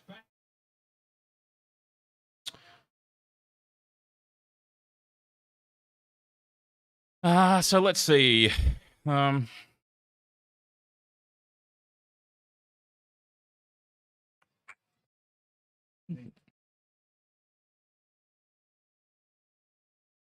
Sarko, Talakai, and Miller. I'm not completely happy with that.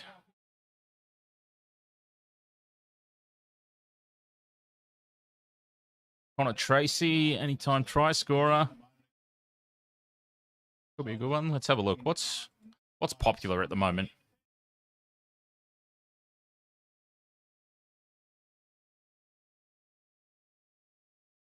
Sharks head-to-head, Talakai, Hynes, Mulatalo.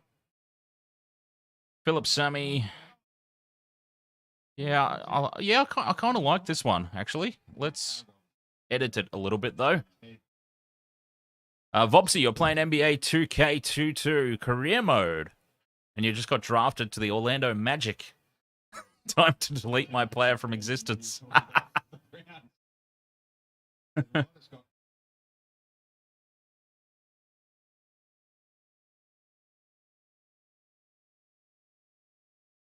That sounds like me when I was playing F1 career mode, and I got a contract offer from Red Bull Racing. That was kind of the end of that game for me. Like, I don't want to go drive for Red Bull.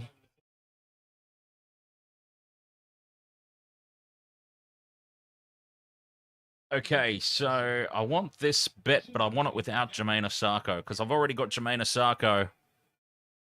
I've got Jermaine Osako in my other multi. So I don't like to have multis that double up on players. So we've got Katoa. No, we don't have Katoa. We've got Sammy, Tracy, and Mulatalo. Yeah, Sammy, Connor Tracy, and Mulatalo for the other one. I like that one. I like that. Okay, I'm going to go for that one. Jeez, there's still 5 minutes to go in this game. I can hardly believe it.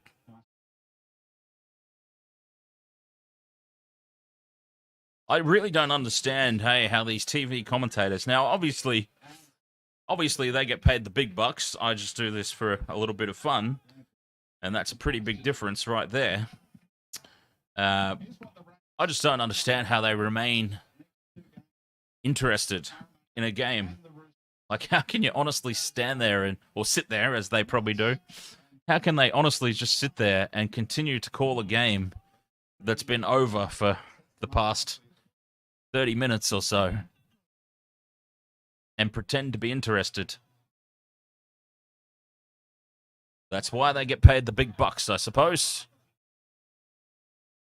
So Connor Tracy for anytime try scorer is... hang on, let me just confirm that bet. Okay, so that's another multi that I've got on the next game.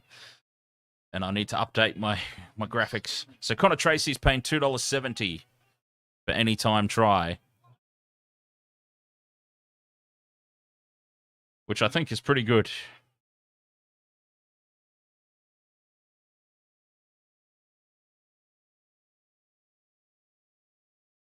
And I'm feeling a little bit more comfortable with that one. Yep. A little bit more comfortable with that one. The first multi, the first 3-leg that I put on for this next game, I did it in a little bit of a rush, didn't I? So, yeah.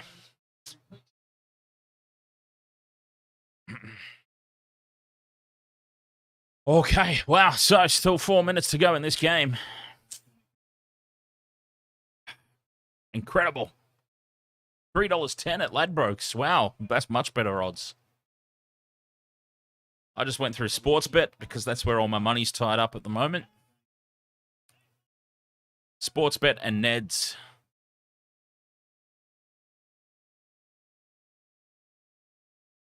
But yeah, that's good to know. I'll have to check out Ladbrokes. Actually, I'd be curious to know what Ladbrokes have got going for the Formula One tonight.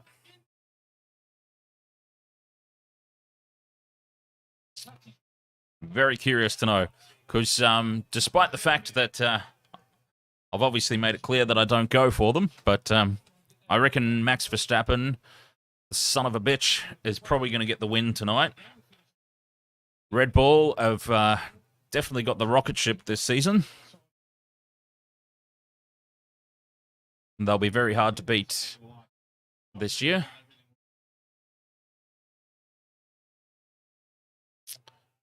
So Connor Tracy, Ronaldo, Mulatalo, and Philip Sami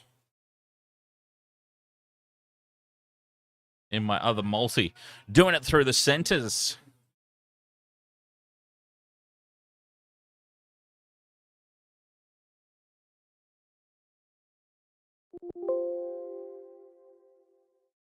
A lot of centres in the next game.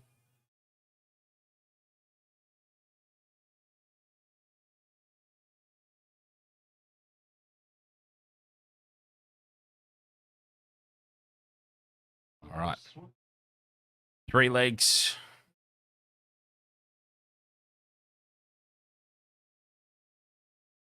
Three more legs.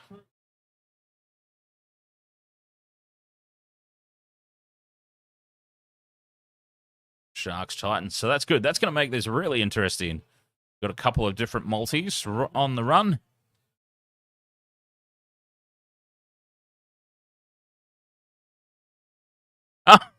Oh, sorry. Yeah, I'm doing some stuff at the moment, and I didn't realize that my cursor get picked up on the screen, does it? That's interesting. Hey! Let's see. Can I slap people on the butt? Take that! Yeah, right up there. Okay, that's disturbing, and I'm going to stop doing it. I'll stop it now.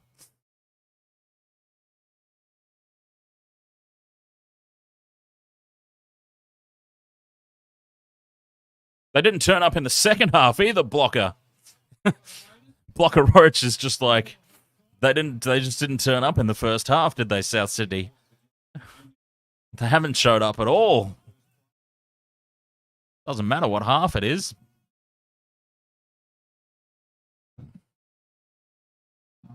Okay. So we've got Connor Tracy, Mulatalo, and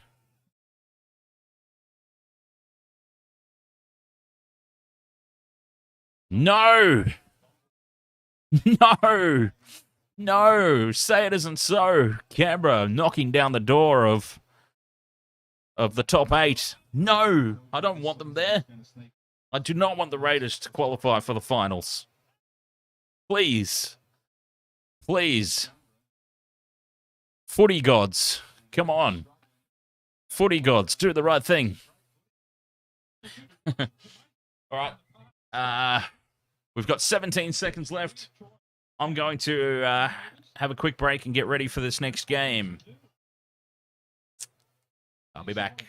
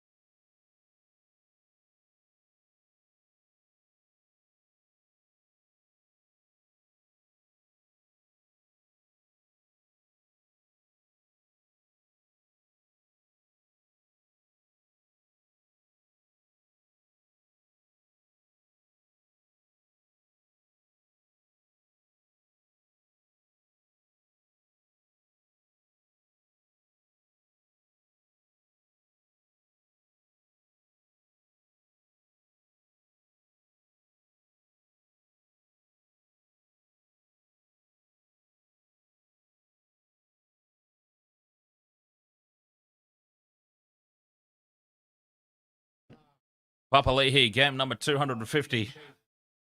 He is now third in the list for most games for the Raiders.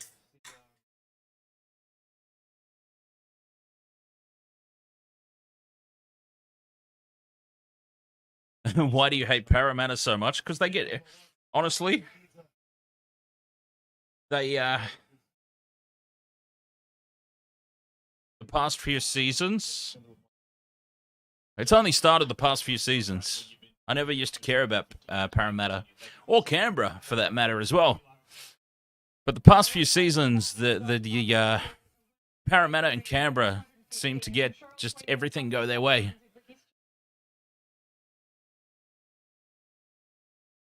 It used to be the Storm, and I just feel like the NRL are trying to manipulate the Eels into a premiership. And I don't like that. I don't like seeing that happen. You know, the Storm got gifted so many premierships, and I feel like they've just decided it's going to be great for the game if we give Parramatta a little bit of a leg up. So they get, in my opinion, they get all the calls from the officials. All the 50-50 things go their way.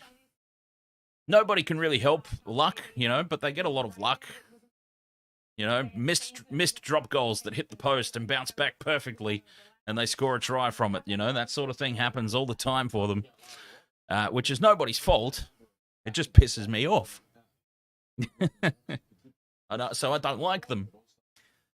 And same with the Raiders. Cannot stand the Raiders. It's okay, heel fries. If there's a team that I dislike a lot more than Parramatta, it's the Canberra Raiders. So don't worry. You guys are off the hook at the moment. Robert M says Ricardo's paying $251 to win. Well, there's a reason for that. There's a pretty good reason for that. And I really disliked the Storm when Cameron Smith and Billy Slater were around, because wow, talk about a team really getting everything go their way. The Melbourne Storm in that Cameron Smith era were just unwatchable. It was amazing. He seemed to have this Jedi mind power over the officials, didn't he? Oh, and it was just so hard to watch.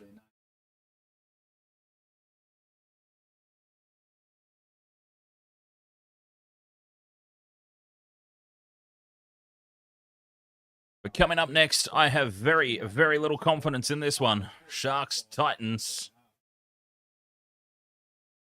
But I do have a couple of multis going on. Ooh. Need to take those ticks away. There we go. So 2 3-leg multis. Even though I'm coming into this contest with no confidence whatsoever, I do think that there will be some tries scored. At least I hope there is, because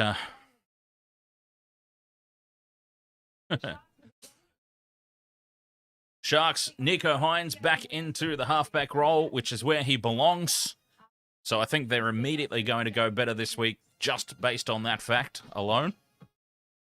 But anyways, yeah, Formula One. I'm pretty excited about the race tonight. It's a big moment because Ferrari have brought a lot of upgrades. It's their first batch of upgrades for the season. So realistically, if these upgrades don't pay off,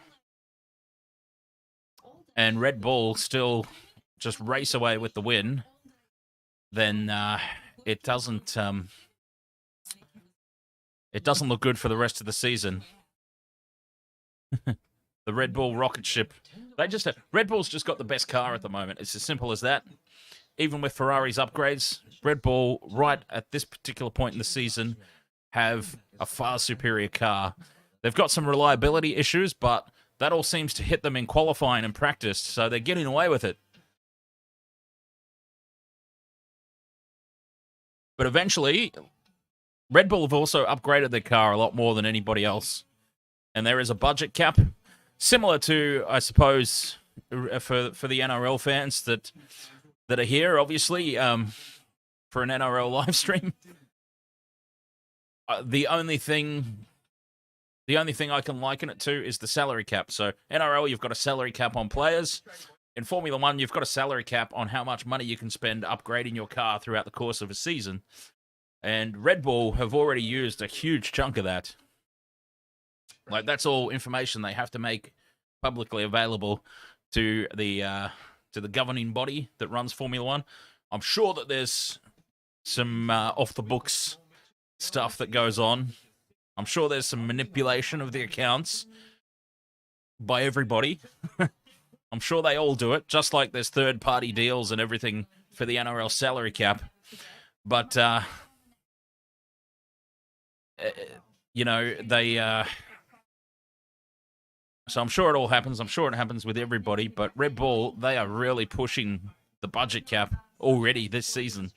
So they need to really start doing some damage and staying ahead of Ferrari, because those updates are going to run out. They're going to run out very, very soon. And Ferrari, with the extended budget for the rest of the year, could just sneak ahead. Could. But at the moment, it's all about Red Bull. This track favours Red Bull over the straight line speed. There's two big straights. There's the back straight at the start-finish line. And there's another big straight halfway around the track, and that is where I think Red Bull will have a massive advantage, and Ferrari will really struggle to stay ahead. And I wouldn't at all be surprised if the superior straight line speed of the Red Bull, Max Verstappen, is starting in second place. I think he'll probably be in the lead by the end of the first quarter, to be perfectly honest.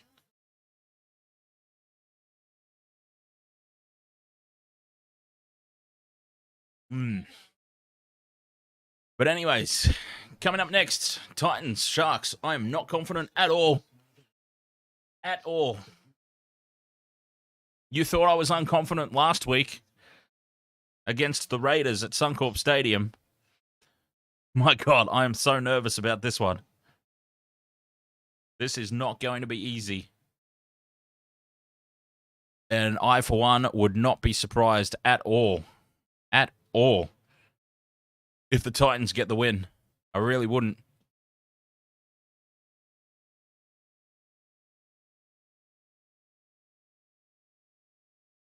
Okay.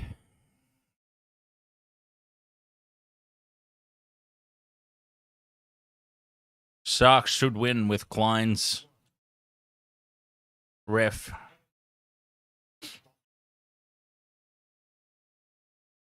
Says Robert.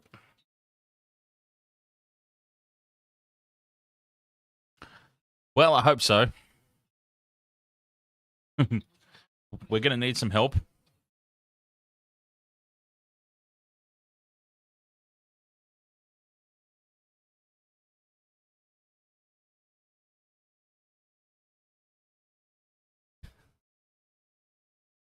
Celtics didn't Amber Heard. I don't even have to follow basketball to know what that means.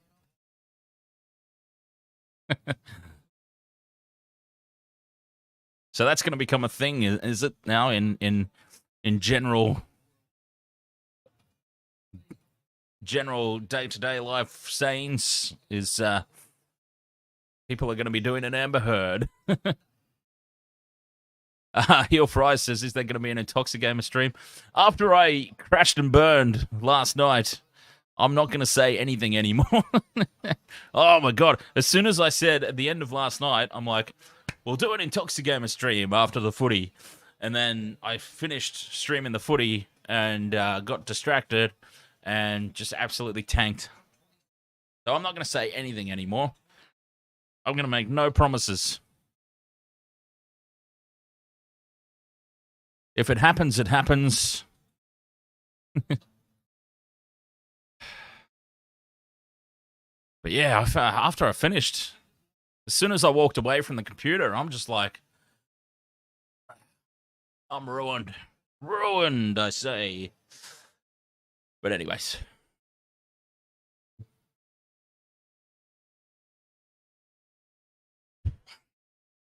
Oh, God, I'm so nervous. I'm so nervous about this game. Oh.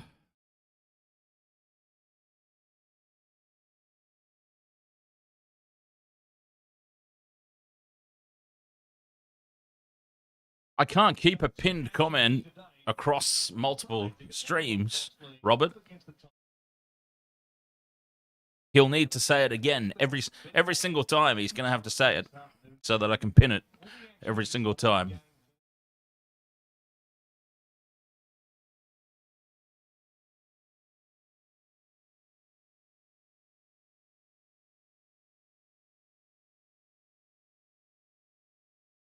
There we go.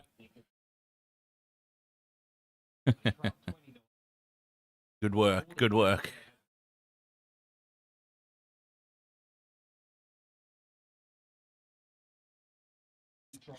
Theo555. Ahoy. Welcome along.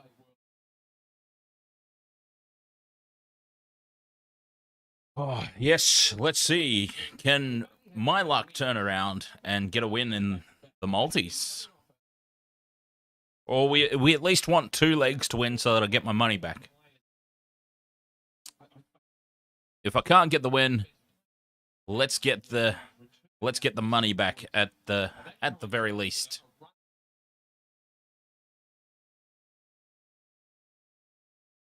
Theo going for the Titans. I'm a Sharks fan, but I'm extremely nervous about this game.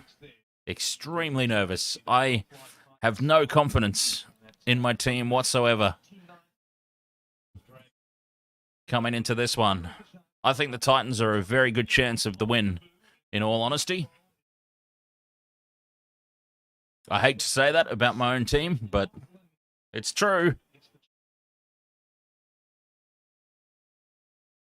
Somebody's YouTube says Sharks 22, Titans 20. I think it should be a close game. Either way, no matter who sneaks the win, should be close.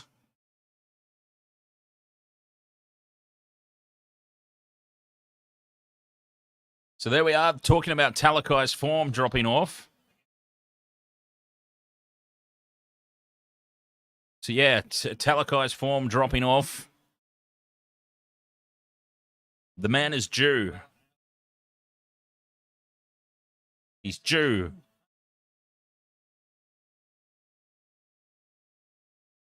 All right, I'm just making sure all my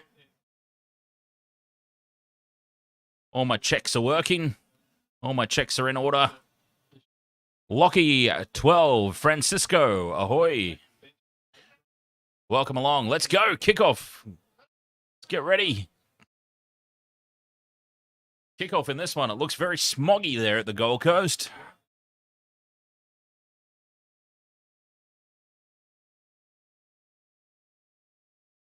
Titans, Sharks, underway. Let's go. Gold Coast with the kickoff.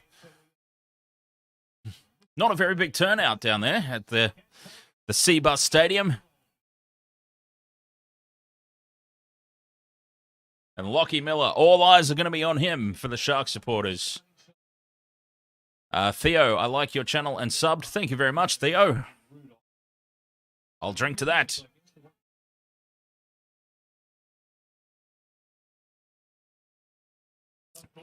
"13 seconds to go. I threw a cheeky on the old sofa to score first. And a penalty early to the Sharks. Titans crowding the play the ball area. I thought it was just a crap play the ball by Wade, to be perfectly honest. But it's a result for the Sharks.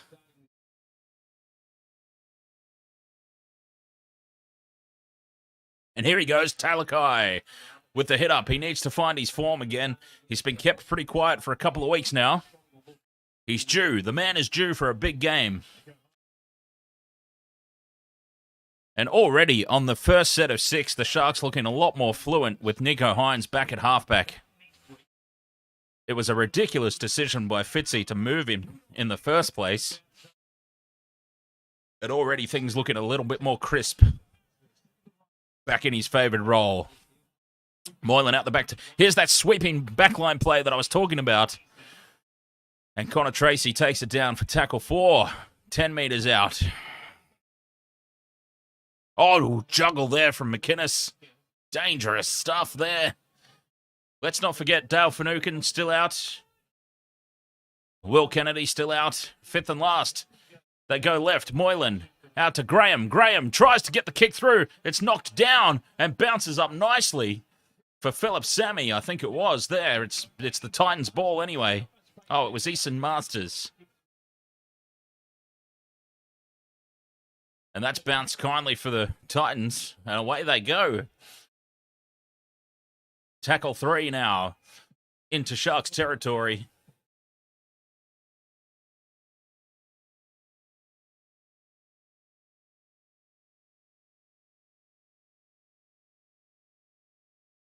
Fourth tackle, 30 metres out. Left-hand side, they've created some space. Just not enough space. Connor Tracy pulls him down. Fifth and last, 63-metre gain. It's a good set of 6 for the Titans.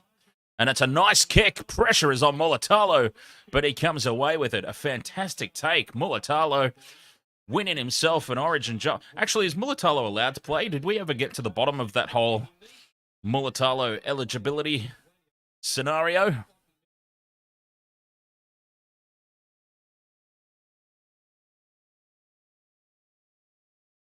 He might have just caught himself a Queensland Maroons jumper just on that play alone.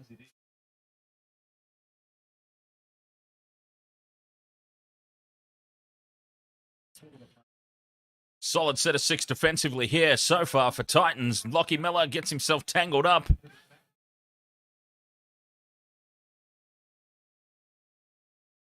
Hynes, high ball. Kick chase, not very good, but then Jaden Campbell is hammered as soon as he takes the ball down to ground. Vobsy says Mulatalo is from everywhere. Mulatalo can play for whoever Mulatalo wants to play for. The man is from everywhere.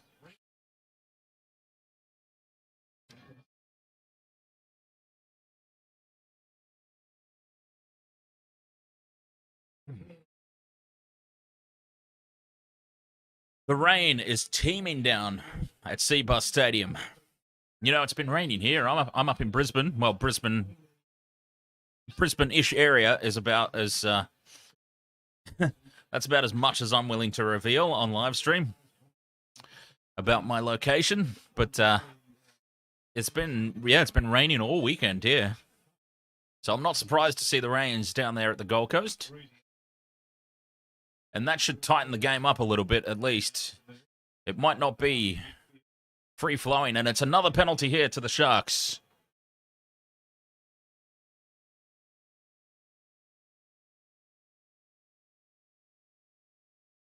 For a second effort in the tackle. And it will be the Sharks back into Titans territory.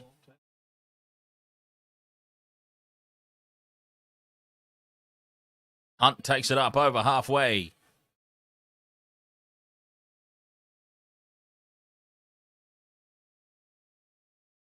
Oh, it's so good. As a Shark supporter, it's so good seeing Hynes back at halfback. Now we've just got to do something about Matt Moylan. Speaking of him, there he is with a short ball.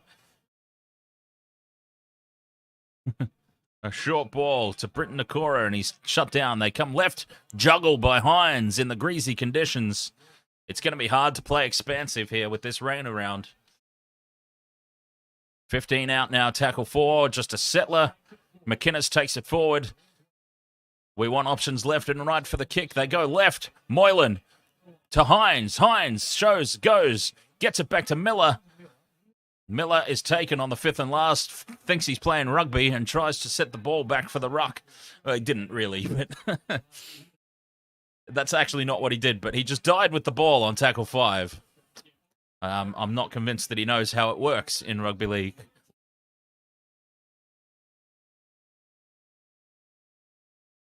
Yeah, Nico Hynes does seem to juggle the ball. He has the juggles, doesn't he?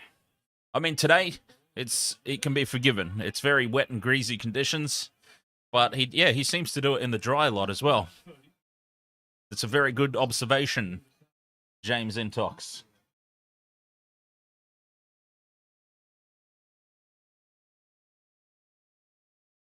Titans moving it upfield now. An early kick on tackle 4. Finding space. It's no chance of a 40-20. It is inside the 20, but he was outside the 40 when he kicked it, of course, so... I think he would be wearing that for just the protection on the ears, wouldn't he?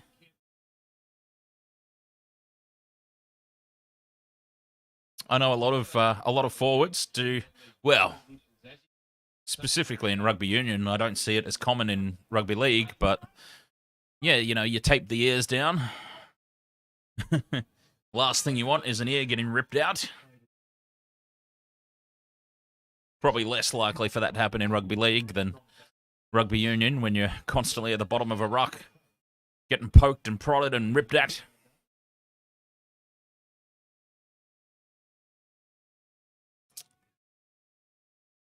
Oh, Nakora loses the ball, and it's a result for the Titans. And this will be their first chance to really launch an attack. And this is what I was concerned about. The wet weather, the errors creeping into the game.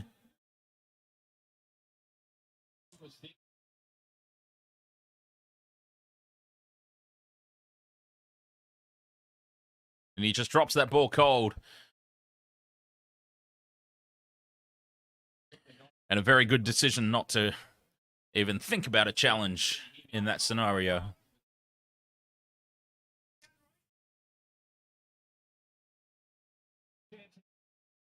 Off the back of the scrum, Campbell loops around, but he's taken down tackle 1, 30 metres out.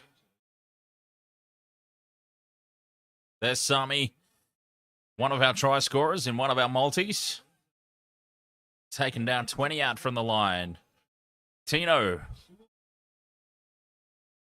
Just a settler in front of the post. Tackle 3. Titans on the attack here. 11 out. Right-hand side play. Campbell is up in the line. They created an overlap, but the tap-on does not work out. And it's over the sideline. And the Sharks hold on. Ambitious play in the wet weather, to say the least.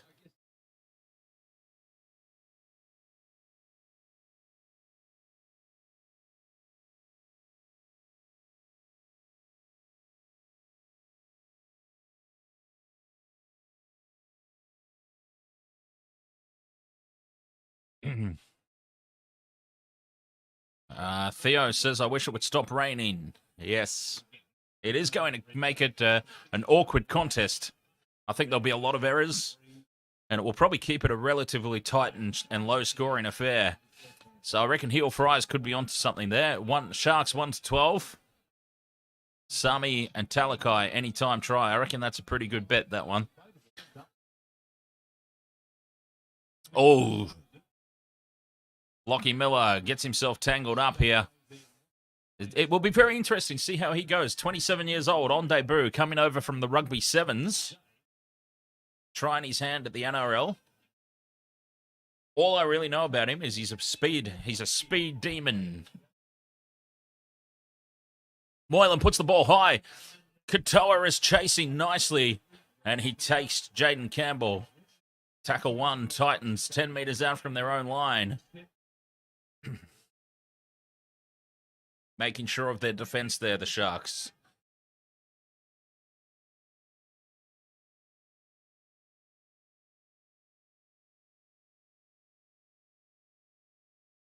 Just going through the motions there. Titans started very deep in their own territory, so just trying to get themselves back into a scenario where they can put a decent kick in. You don't want to play too expansive in this weather. 10 metres out from your own line. Fifth and last kick.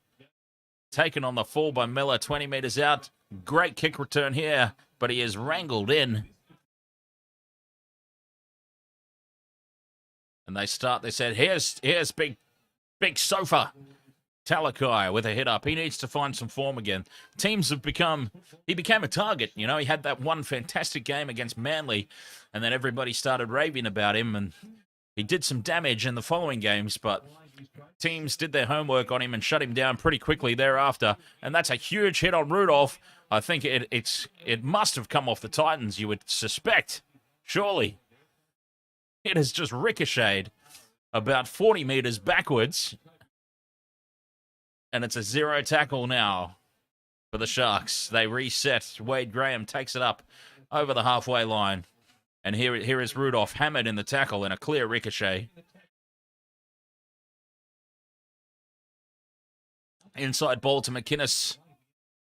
Tackle 2, 40 metres out. Short side play. Hynes comes into the line. Here's Talakai drawing in 2 defenders. It's Masters and it's Big Tino, and they shut him down without giving away too many metres. Rudolph again holds onto the ball this time. Moylan outside to Hunt. Royce Hunt gets very close to the line. He is literally a centimetre out. 5th and last, Hynes. Moylan kicks. Moylan gets it back to Miller. Miller steps 2. Still going. It's still 5th and last. McInnes puts the grubber kick in, but there's no chase on that at all. Although in this wet weather, slides backwards in the tackle, and that's a result for the Sharks. And again, the Sharks just messy messy 5th tackle options. It was a staple of their game last season, and it cost them a lot. And it's something that Fitzy still hasn't fixed up. Old habits are dying hard. The 5th tackle options continue to be a nightmare. Like, Cameron McInnes should not be your kick taker on 5th and last.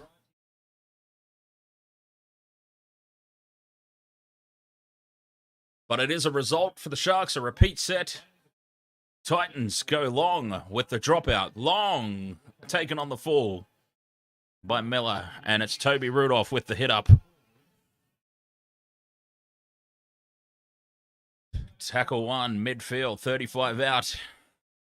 Royce Hunt has had a strong game so far. The big forward, big edge forward. Look at his hair. Look at that rat's tail. That is an impressive rat's tail. I mean, as far as a rat's tail can be impressive, because they do look kind of ridiculous, to be perfectly honest.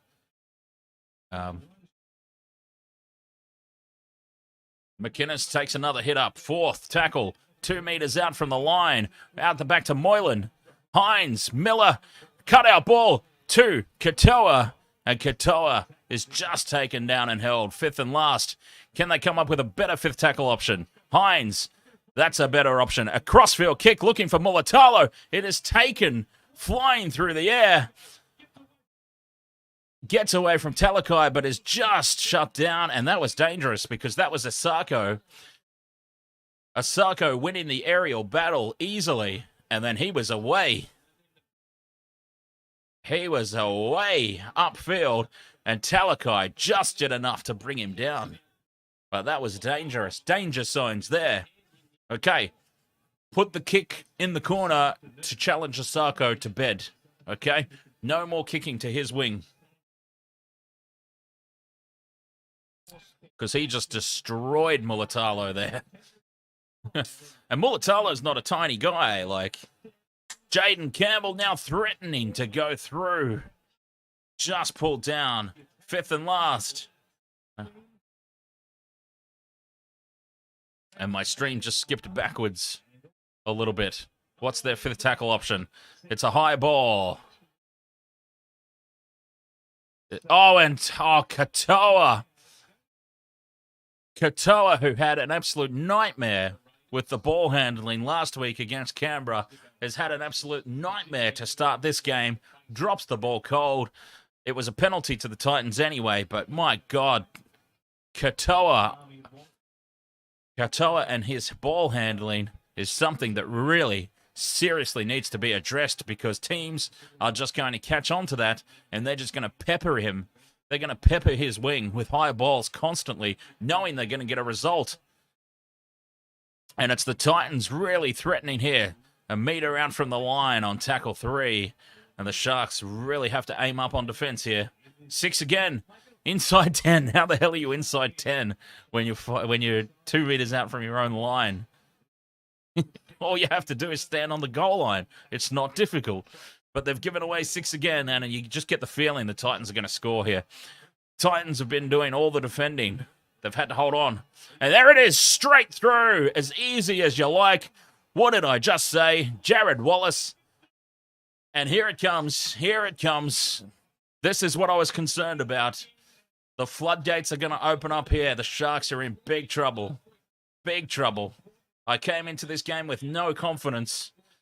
And the first 16 and a half minutes have just really cemented every concern that I had in this game. And it's the Titans about to be leading 6-0. On the back of, let's be honest, absolutely no possession or territory.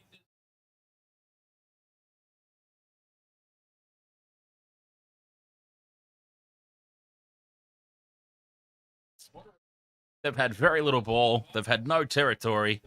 But it is them, the Titans, about to lead 6-0. And it's going to be a long old day for the Sharks. Just do not play. I said it before the stream. Well, not before the stream. I was obviously streaming at the time that I said it. Otherwise, nobody would have heard it. But I said it before the game. While the South Raiders game was still happening, the Sharks just do not travel to Queensland. They just don't. They do not play at Queensland. That's why I stopped going to... I live in Queensland. I stopped going to their games. No matter where they play in Queensland, they suck. And it's not looking good again. A quarter of the way through this contest, they've had all the ball. They've had all the territory. They got nothing to show for it. And the Titans come down the other end, and their first opportunity, they just go smack. As easy as you like. Jared Wallace basically went over untouched. 6-0. It's going to be a long old day for the Sharks. And they've really been shown up in recent weeks. The Sharks, as you know, in all honesty, they haven't really gotten any better from last season. All the same mistakes are still there. The fifth tackle options are disastrous. The defense is flaky. They lose to teams that they should be beating. There's no improvements in this team so far.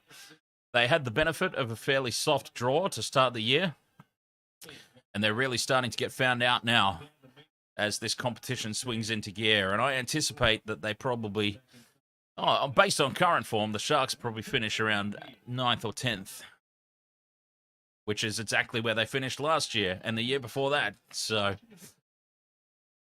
yeah, no real improvement.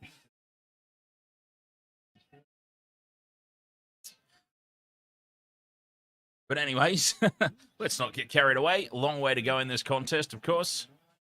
And we do love to bash our own teams up a little bit, don't we?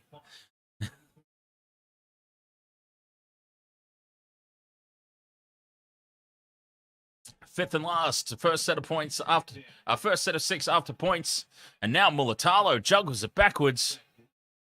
Lucky stuff there.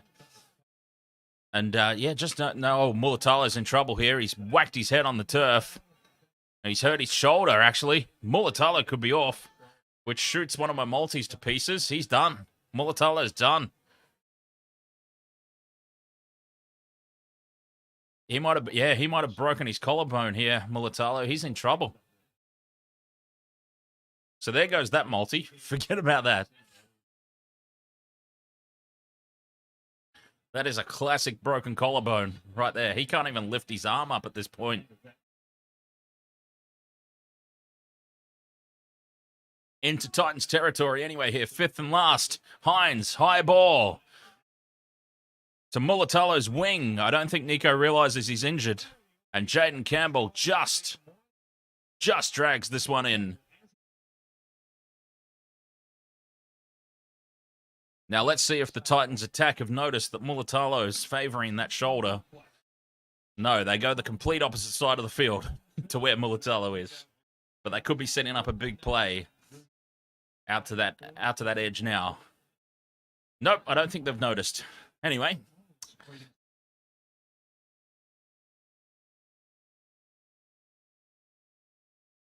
Fourth tackle here, and Tino just does a hit up. Gets away from one, is taken down, and the Talakai wrangles him in. Fifth and last. 6 again on the 5th and last. Unforgivable stuff here for the Sharks. They're just throwing this game away now. A one-on-one strip by Rudolph, though, on tackle 1. And that swings it back in the Sharks' favour. Massive moment there. Massive moment.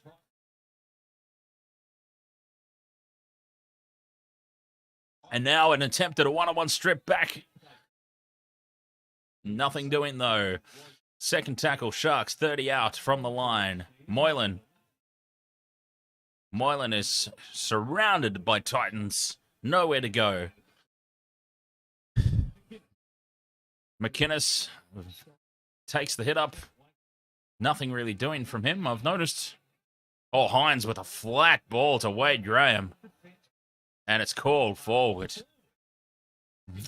It did look forward. I mean, it was flat at best.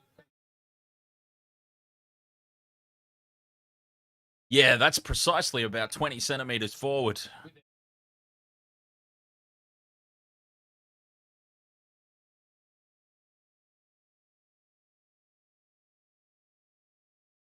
And quite honestly, this is this team just can't play in Queensland. A return to PointsBet Stadium cannot happen soon enough for the Sharks, I tell you.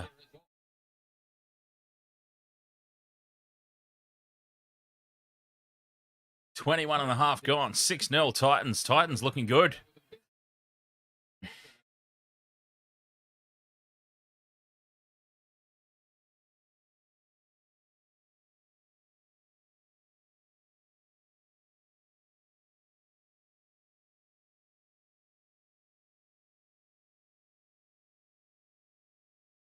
Oh, Wallace loses it. It's gone backwards, though. It's been called a knock-on. And good defense there from the Sharks. You can challenge it. I think it's gone backwards. Live, it looked like it went backwards. No challenge incoming, though. It doesn't look like.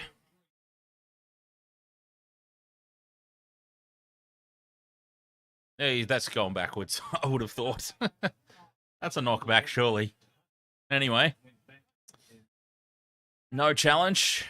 It is play on. It's Sharks ball. It's a scrum midfield. 30 out from the line.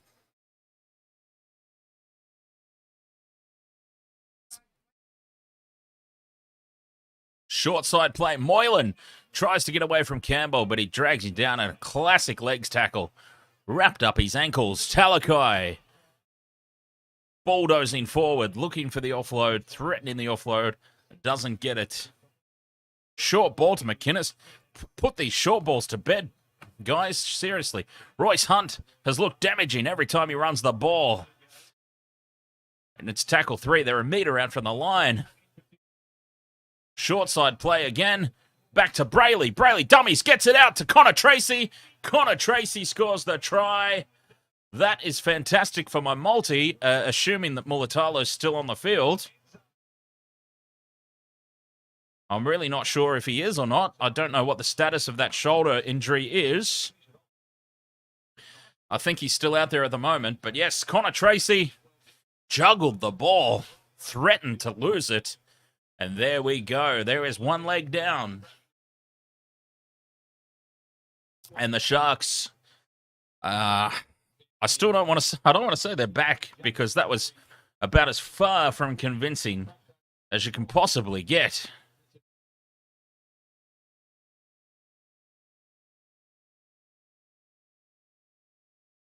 It was certainly not convincing by any stretch of the imagination. But we can put a tick on that multi. Let's see. I've not actually I've not actually got any of the ticks set up over on that side, because this is the first game since I've done the new layout that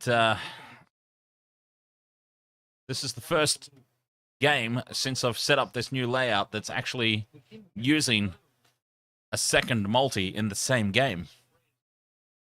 So I've got some setting up to do. A little bit of setup work, but we'll get it done. We'll get it done nice and quick. Connor Tracy.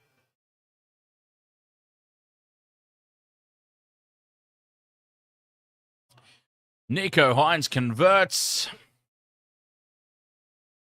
All right. That should work. I can now put a tick on Connor Tracy. Yes! Beautiful. Conversion successful. It's 6 points all. Game on, folks. Game on. Although, it was far from convincing. I've got to say that. Far from convincing. But nice and early in this contest, we've got a tick on one of the multis. That's always a good start. Remember, all we need is 2 legs. At least 2 legs.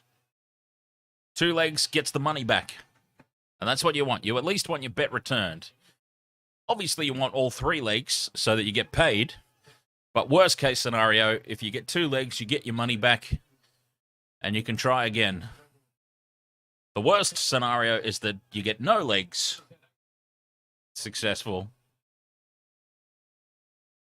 Or even more painful is if you get just 1 leg.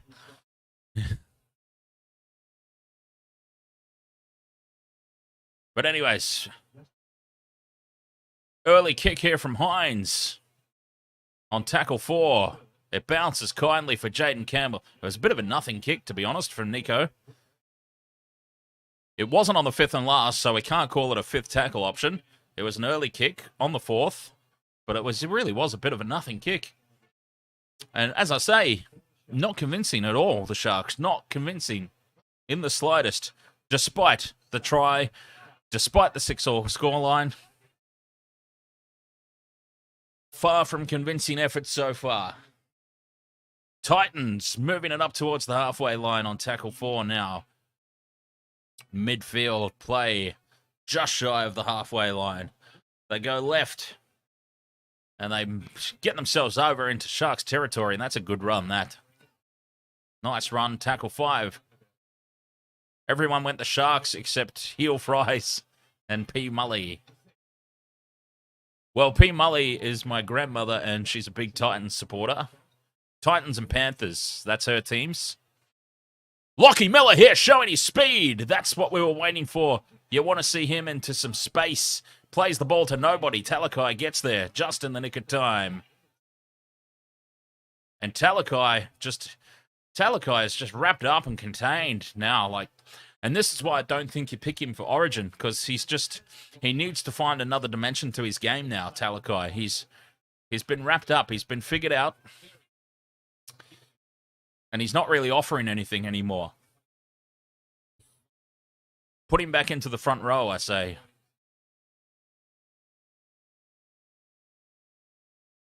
Nix the centre experiment. Get him back in where he does all the hard yards. 5th and last now. Hynes dinks it into the corner, looking for Katoa, who knocks it forward. Katoa's handling. Oh, God. It's a nightmare scenario. Oh.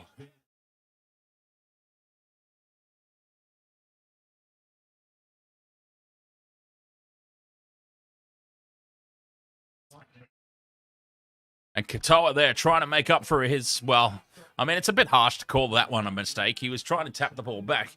He just happened to tap it forward. So it's not like he dropped the ball cold. But he really does need to get better. Katoa, issues with the high balls. Titans now bringing it out of their own territory again. Tino hits it up for tackle 4. Gained himself an extra few meters there, the cheeky bugger. 5th and last, right on halfway. Jaden Campbell with the kick. It's a high looping kick. This is not going to be easy. Miller takes it very nicely, though. I mean, there was no pressure on the kick chase, but still, in these conditions, it was a high looping ball, and he took it quite comfortably.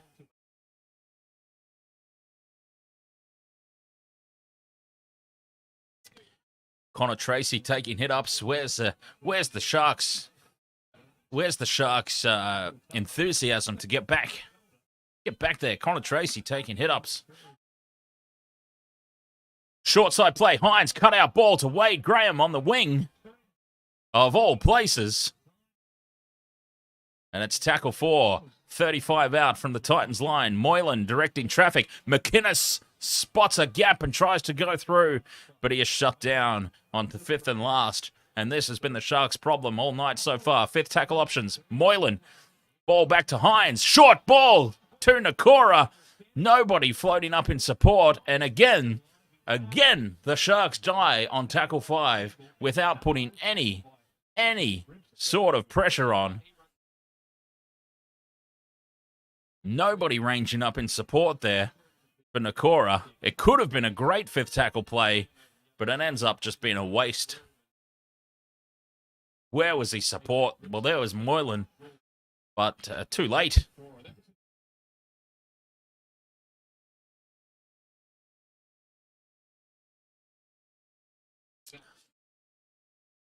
Tino's off for a rest.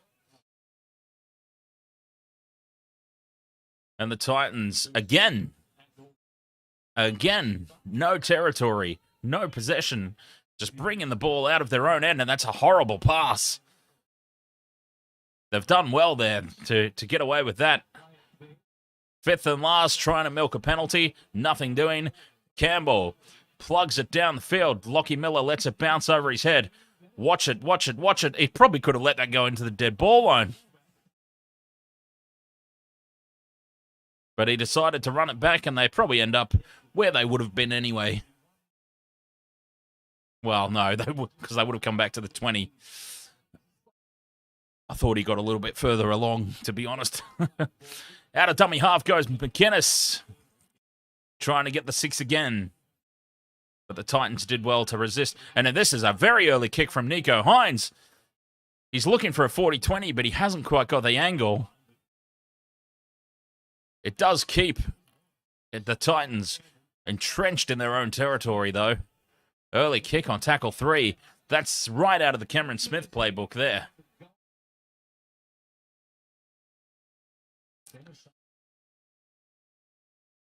Tackle 3 going nowhere fast at the moment. The Titans. Fafita's on the sideline. He's ready to come out and maybe bring some enthusiasm and spark some life into this Sharks forward pack. Because they're doing all their damage out wide at the moment. All the damage is being done through the back line. 5th and last, Titans. The kick from their own 30-metre line. It was a huge set of 6 on defence for the Sharks. And Mulatalo seems to be recovered from that shoulder concern. And he takes the hit up now. Tackle 1 on their own 40-metre line, Sharks. Talakai. That's where you want him playing. I don't want to see Talakai in the centres anymore. See him back in the forward pack, rampaging the ball up. Fafita's on. Takes 3 to bring him down. McInnes is off for a rest. Hynes holds the ball up. Miller steps, fends, is brought down, and he's dragged over the sideline in the wet weather.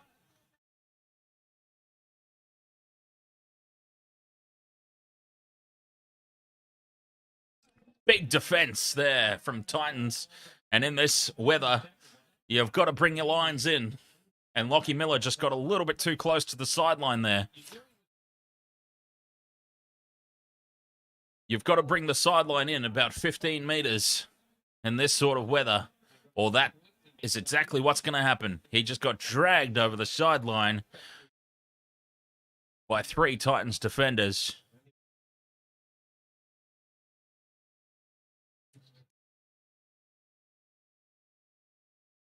Titans ball, but still in their own territory. And again, solid defense from the Sharks. They've really started to shape up. And they're just keeping the Titans locked down here. Controlling the field position. So Toby Rudolph is off for a rest with Fafita on. And there's a loose carry, and it's a knock on by Sami. And the Sharks with another opportunity before halftime inside Titans territory.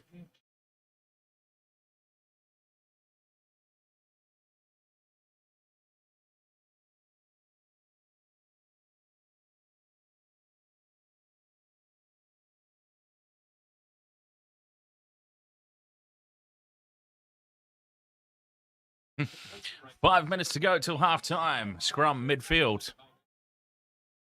There's Fafita. What a unit. That is a big, big man. Hynes takes it up on his own and is tackled. Tackle 1. 35 out from the Titans line.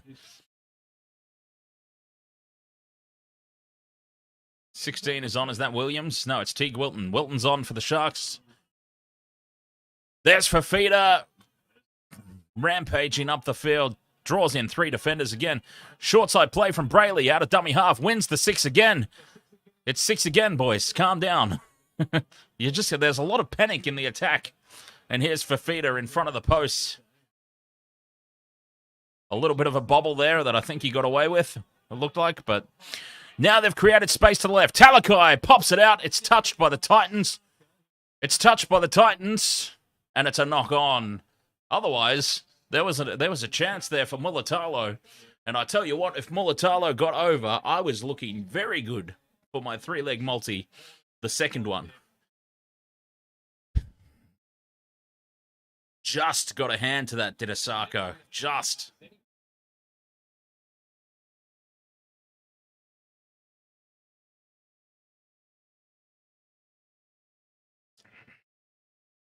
So next Friday is going to be a good one. Titans-Broncos. I would never dare say this to Michelle, or she would punch me square in the face, I'm sure. But I'm still not sold on the Broncos. Could the Titans spring an upset? I reckon that the Broncos are going to thud back down to earth. I know. I said the same thing about the Cowboys, and they just destroyed the Storm the other night. But, yeah, I'm not completely sold on the Broncos yet. They're certainly in a purple patch, though, that's for sure. They've definitely got a little purple patch going with Adam Reynolds leading them around the park.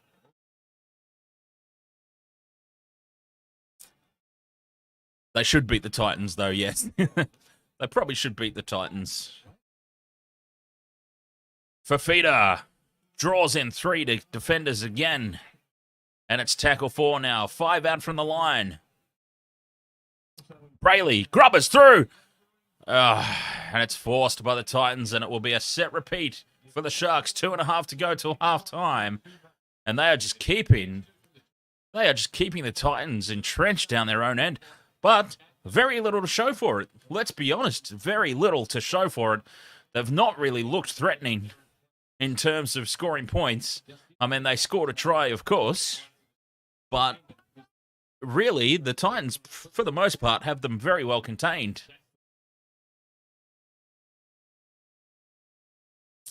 And another long dropout. Not worrying about the short dropout stuff this close to half-time. And Fafita drawing in defenders again. Even towards the back end of his career, you know, Fafita, he's still a very damaging ball runner. And he creates a lot of attention from the defensive line. 1.5 to go till half-time. Tackle 2 now. Hynes to the right. Inside ball to Miller. Steps. Looks for the offload, but decides to hold it. Plays the ball quickly. Brayley trying to get that 6 again with a dart out of dummy half. But Tolman just goes to ground on tackle 4. 10 out midfield. Hynes to the left. Moylan steps away from Masters. Gets the offload back to Hynes, who was not expecting it, and all that does is take Hynes out of play and loses 5 meters. But that's just Matt Moylan doing Matt Moylan things. 5th and last now, and unfortunately that means Moylan gets the 5th tackle kick option, and that's just a disaster. It might work out all right for them here, though. Connor Tracy looking for number 2. He is pulled down a meter out from the line. But again, like the Sharks just not getting themselves into a position to do anything on the 5th tackle. The 5th tackle options for a couple of seasons now, 2 or 3 seasons, have just been disastrous.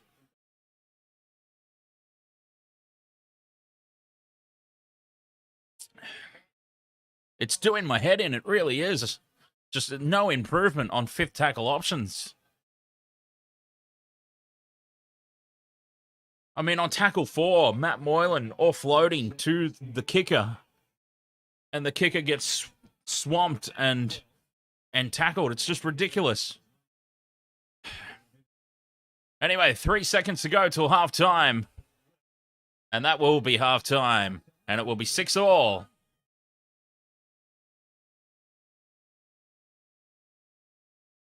Justin Milete. This will end in a draw.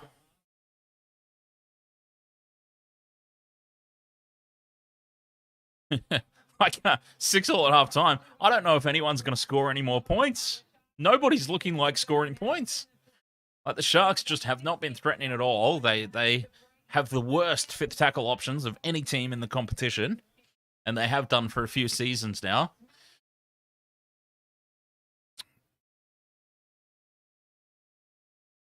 It's just ridiculous.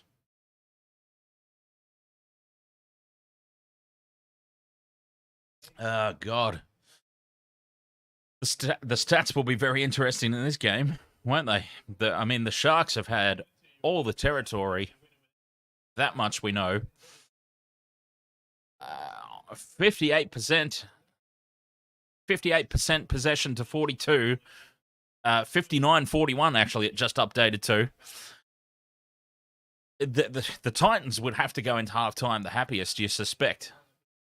Because they have just been entrenched in their own half, in their own territory. The Sharks have been dominating possession and territory. So for it to be 6-all at halftime is a win for the Titans, you would have to say.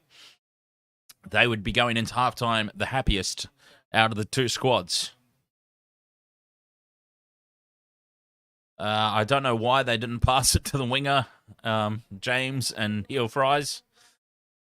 I really have no idea why, but the only thing... Oh, no, that doesn't even make sense. I was going to say the only thing I can think of is maybe Connor Tracy thought that there was a touch by a Titans player and that they had 6 again, but still, with a dead set, untouched overlap, get the ball out there to your winger. I mean, Jesus Christ.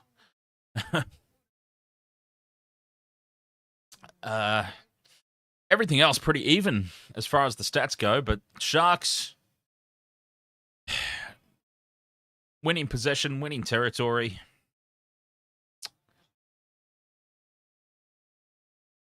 But 6-all. So, honest to God, Titans probably go into halftime the happier of the two teams, you would have to say.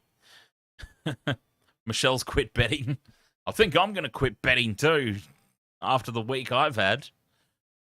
Well, not just the week. I've had a disastrous season so far. I had a really good...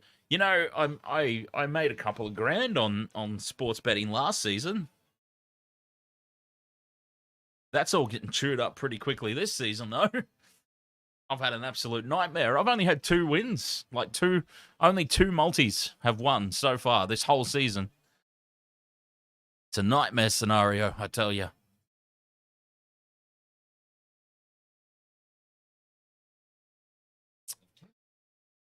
Yeah, we were talking good things about Brisbane. I was just saying how well Brisbane have been going and how it looks like nothing's really going to change that. And they're probably actually in premiership contention this season. That's totally what I was talking about. I was not for one second was I suggesting that their season may, at some stage, completely fall off a cliff.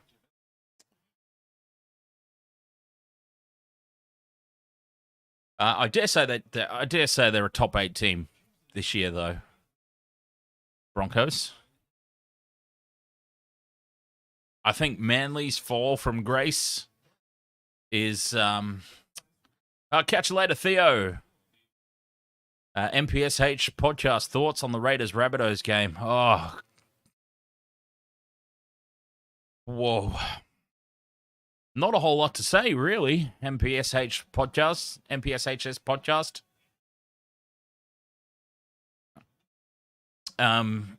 Not a whole lot to say. Souths were awful. The Raiders were very, very solid on defense.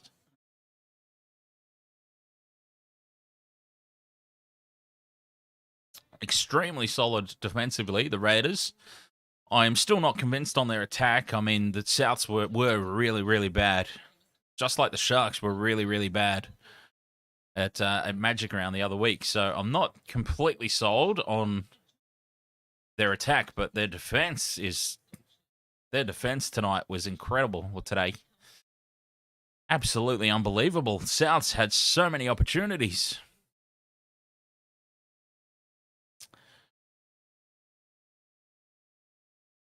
It's hard to know what's going wrong for Souths at the moment, apart from the Adam Reynolds factor.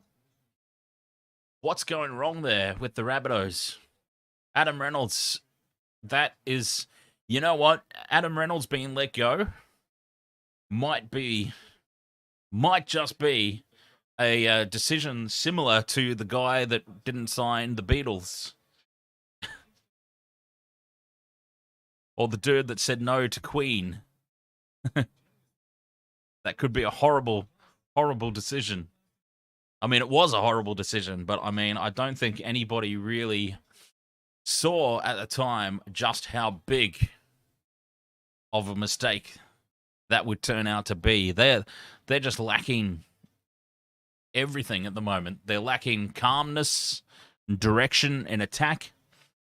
They're lacking quality kicking game, like Cody Walker and Lockie Ilias, whatever his name is, Ilias, the new halfback, do not have a Reynolds-like kicking game. Reynolds just has this ability to kick the ball into a position where you need it. He controls the game. He dictates the game.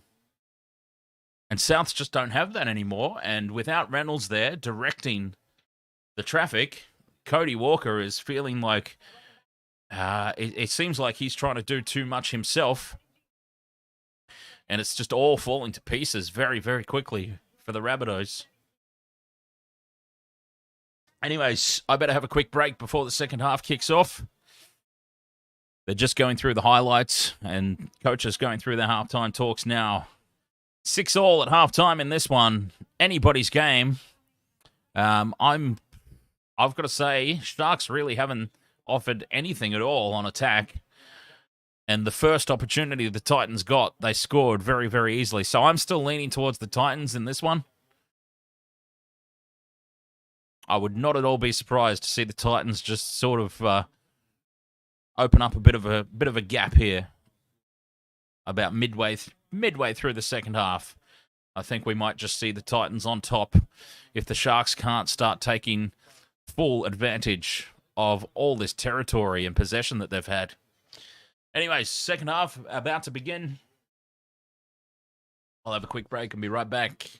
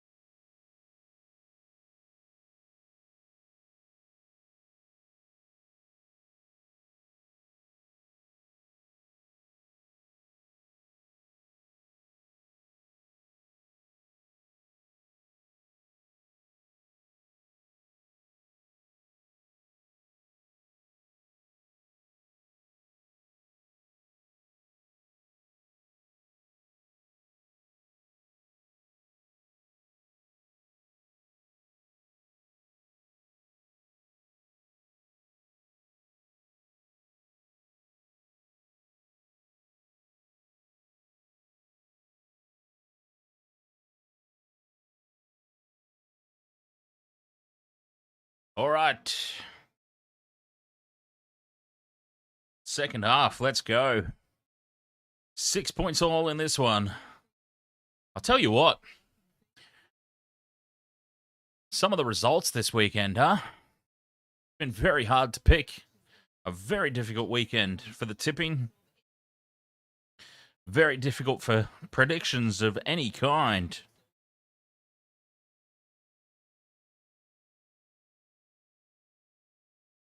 I mean, I thought the Cowboys were going to get pumped by the Storm.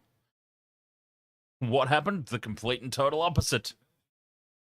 Although this one's pretty much going how I expected. Remember, I said I've got no faith, no confidence whatsoever in the Sharks in this contest, and that's pretty much proving to be accurate at this stage.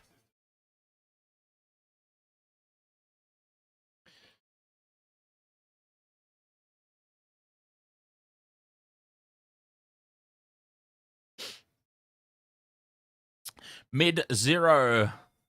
All these games just for the Panthers to win. It does have that feeling, that sense of, it's kind of got that sense of inevitability about it, doesn't it? The Panthers, in my opinion, are just so far ahead of everybody. Even the Storm at the moment, like the Storm are at the stage now where a couple of players out is suddenly a concern. It never used to be for the Storm. Melbourne could lose players. Melbourne could lose half a team, and there would be guys waiting in the wings to just slot in and fill the roles, and they would be exactly the same team, the exact same threat. But Melbourne take a couple of players out of their team now, and they seem to be struggling. So that has created a big gap at the top of the table. It's Penrith, and then it's Daylight, and then it's Daylight's Daylight, and then you've got the Storm, you and the Cowboys, who are doing unexpectedly well. I still think we're going to get a sense of where the Cowboys are truly at when they get smashed by the Panthers next week. How they respond to that in the following weeks is going to be key for them. Because let's face it, they're going to lose, and they're going to lose quite comprehensively. So it's how they bounce back from that defeat to the Panthers that's going to really dictate the rest of their season. But then the rest of the teams below that, nobody's really doing too well, are they? I mean, the Broncos are traveling all right at the moment. But they also haven't come up against anybody any good. Souths are a shambles at the moment. Manly are broken. And with Tommy Turbo out for the season, that just makes Manly even more broken.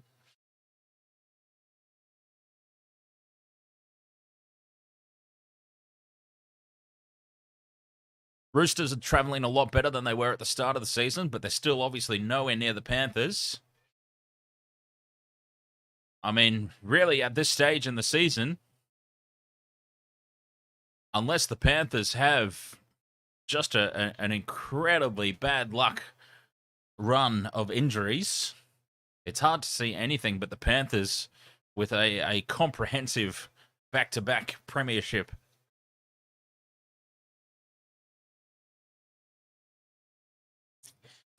Teams getting ready to come back out onto the field here at Seabus Stadium, Gold Coast, where I'm sure it's still raining.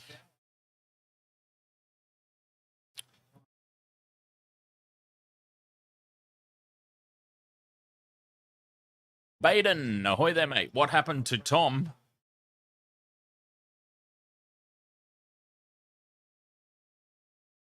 Who's Tom?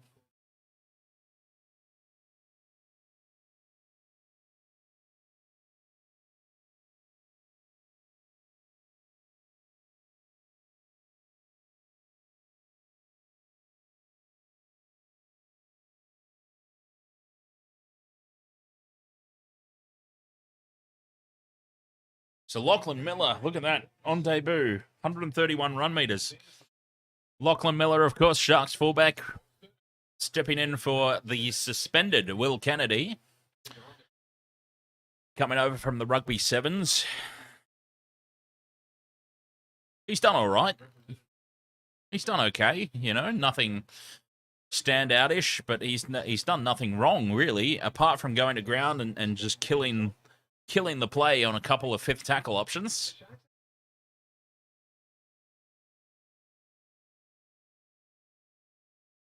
It is still raining. So we should have another error-riddled second half.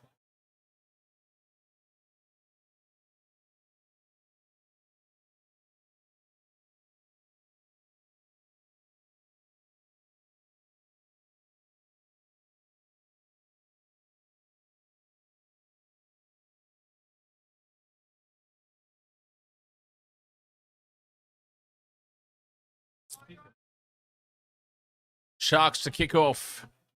Get the second half underway. All right, let's do it. 6-all. Let's see the second half open up.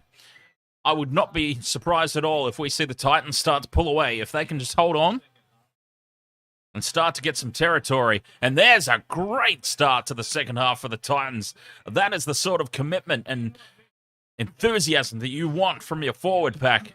And it's Sam Lasoni with a huge hit up, and that sets the scene. Oh, what happened to... Oh, sorry, Tom Trbojevic. Okay, so Tom Trbojevic dislocated his shoulder and is going to be out for the season. And what a start to the second half for the Titans. They have just gone up several gears, and they're leaving the Sharks in the dust here early in the second half. And I mean very early in the second half. 30 seconds into the second half. And a penalty. And now, the last time the Titans got down into Sharks territory, they made them pay. What can they do here? Tackle 1, 35 out.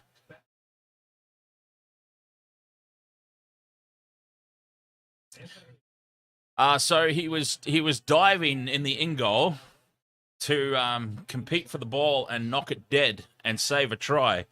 And he successfully saved the try, but in the process, his shoulder, Nathan Cleary style. Like if you saw what happened to Nathan Cleary with his shoulder, that's exactly what happened to Tommy Turbo. Diving in the in-goal to bat the ball dead and save a try, and you saw his shoulder just pop. And yeah, he's done for the year. Done for the year. Campbell steps back inside, threatening an obstruction there in behind his own players. In Manly's game against, it happened, did they play Thursday night? No.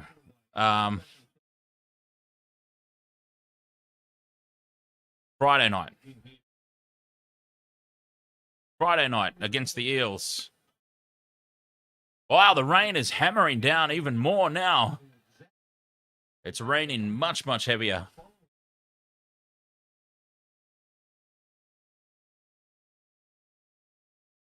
Tackle 4 here, the Sharks. Moylan to Talakai, out to Mulatalo, who wrangles it in behind him.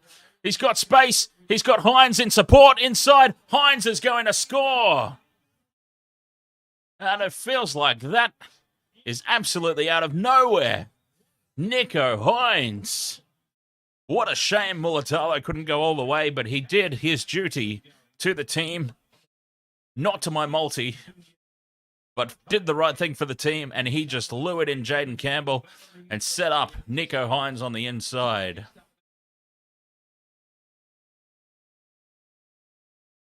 And so continues the normal proceedings of the weekend, where everything I say, the complete opposite happens. I was saying how the Titans are going to pull away here in the second half, and of course the Sharks score first. Try confirm. So Baden, he's out for the season. He's done. He's going to be out of Origin. And more importantly, he's out for Manly. And Manly are really going to struggle to even make the 8 now, I reckon. So now that I've said Manly are going to struggle to make the 8, pretty much take it to the bank that they're going to end up being a top 4 team. because that's the way things are going for me in prediction land this season.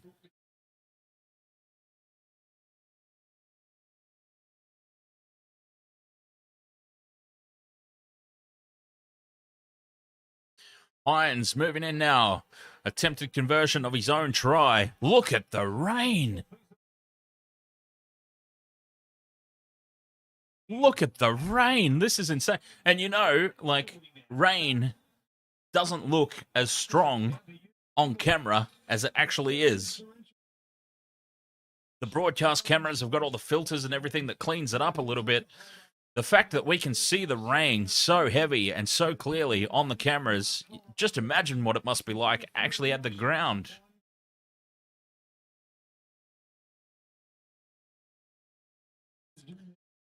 And that's a very important try. Given the conditions, that is an important try for the Sharks early in the second half. Look at the rain, my God.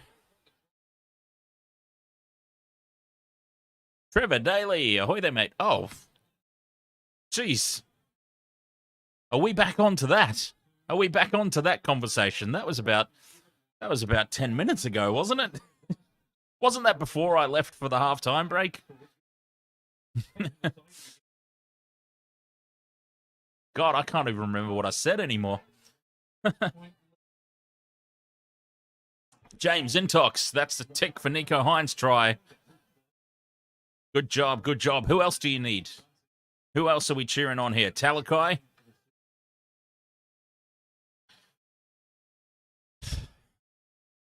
And they do not get through their first set of 6 after points.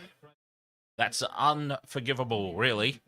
It's going to be... Look at this weather. This is insane.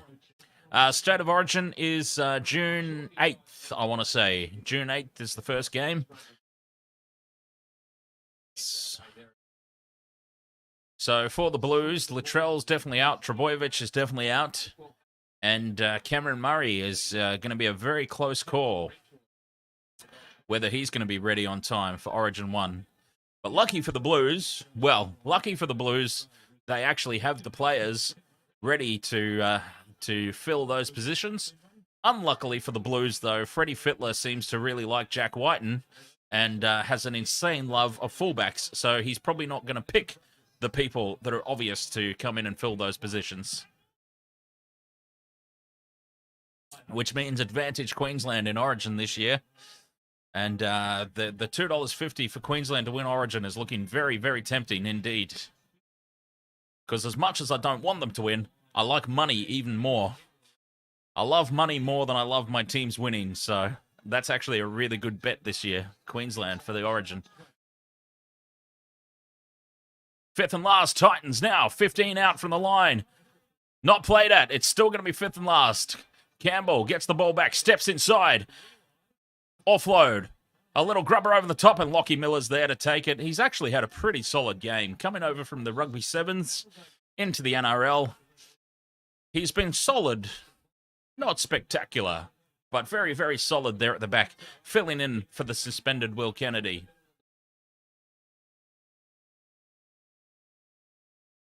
And the Sharks just need to get through a set of 6. And it's an early kick from Hynes again. Controlling the territory in this weather is very important. That is something he's definitely learned from Cameron Smith and his involvement with the Storm. I mean, that's very Storm-like play, you know, third tackle kicks in this sort of weather, deep into the corners, just controlling the territory.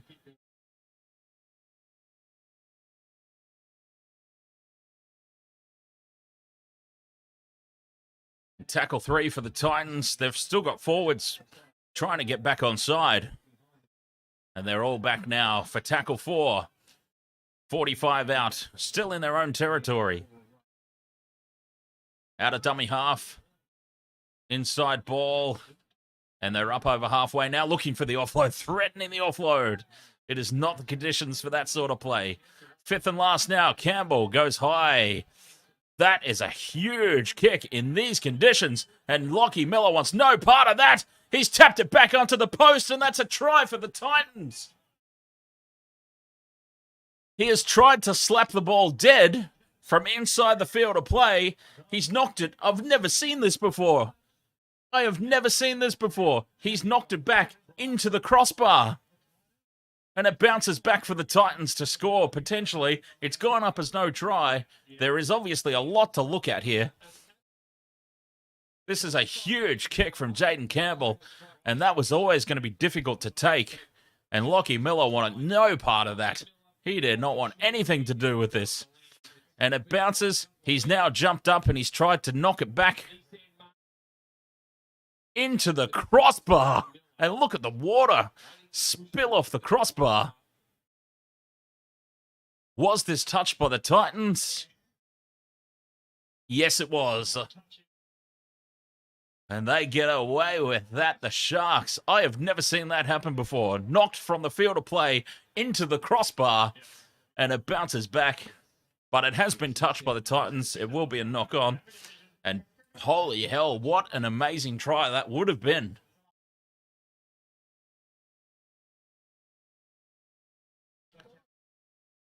All kinds of things going on there. And the Sharks survive.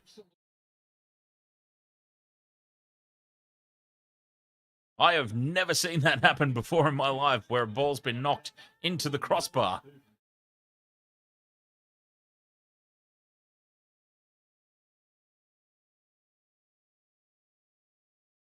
Katoa now bringing the ball up for the Sharks. They're making some good yardage here on this set of 6. Wade Graham takes it to ground. Shy of the halfway line on tackle 4. Out of dummy half goes Brayley. Brayley goes straight through. Where's the support? Where's the support? He doesn't have any support. He just takes it to the ground, though. Smart play. 5th and last. 20 out. Hynes grubbers in for himself. Jaden Campbell takes it, and it will be a result for the Sharks. Brayley with fantastic work there out of dummy half. He has looked threatening all night.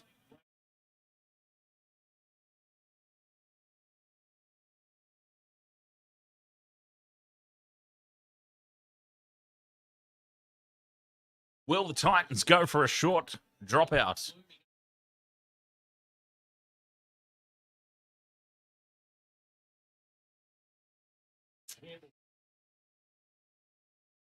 Nope, Jaden Campbell going long again. And that was an easier take for Miller. And Fafita through 1. And he draws in 3 defenders again. Trucking down under. Ahoy there, mate. Just found your channel by accident. Don't mind your commentary. It's pretty good. You have a new subscriber. Thank you very much. Trucking down under. I will drink to that.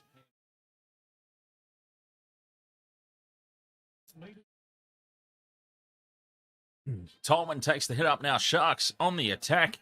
10 meters out. Controlling the possession of territory here. Moylan. Hynes with the cutout ball to Mulatalo. And Mulatalo Superman's over into the corner. And that is another tick on the multi. It's another try for the Sharks. And they are finally starting to see some reward for all this possession and territory. And in this sort of weather, opening up this gap is very, very important.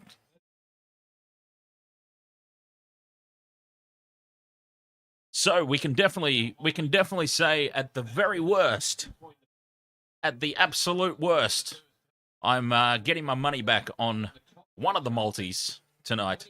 We've got the second leg. So I'm definitely getting the cash back on that one, at the very least. So now we just need Sami to get over for the Titans, and that one's looking pretty good.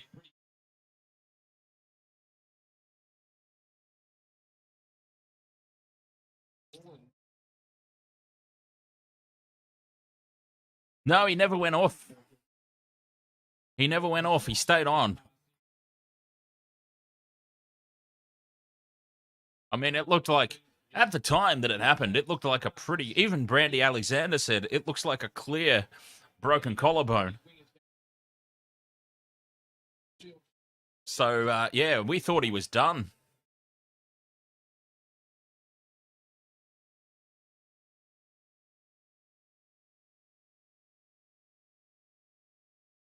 Difficult kick in these conditions. Well, difficult kick at the best of times for Nico Hynes, who's not the greatest goal kicker in the world. But he starts this one well and is hooking back. And, reverse commentator's curse because he's just made it look easy. He just made that as easy as you like. 18 points to 6. Sharks in the lead. Absolutely incredible. Okay, now I'm still working on getting my... I need to put a tick, a nice little tick next to Mulatalo.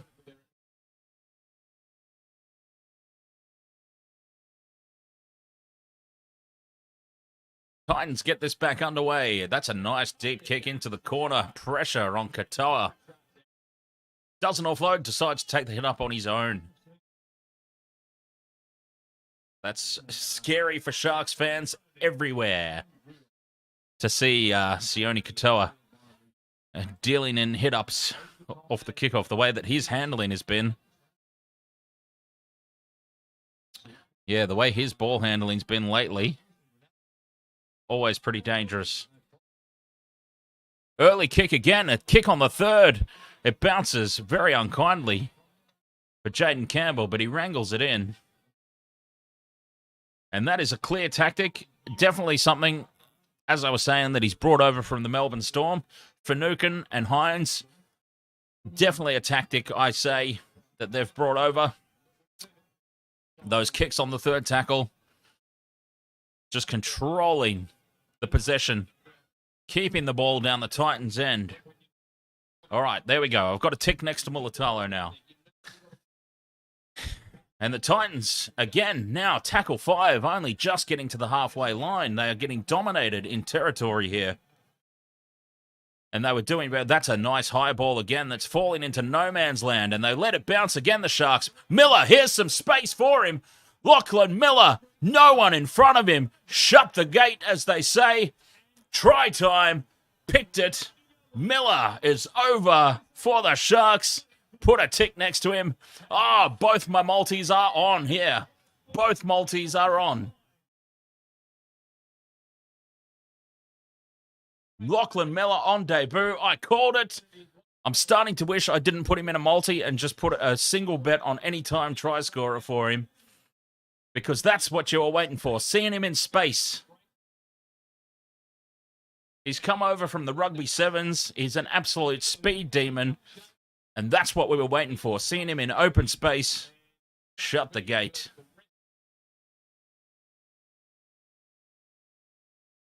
And suddenly, the Sharks have opened up a huge gap here.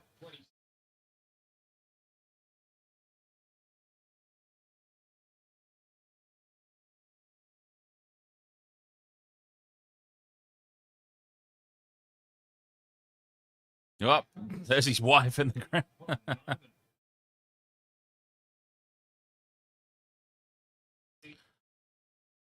Did you see the first half, Michelle? They were god-awful. They were absolutely god-awful in the first half. Just because they've got a Queensland curse, it doesn't mean that they don't win from time to time. It just means they don't play as well as they do in New South Wales. And nothing has, absolutely nothing has changed that.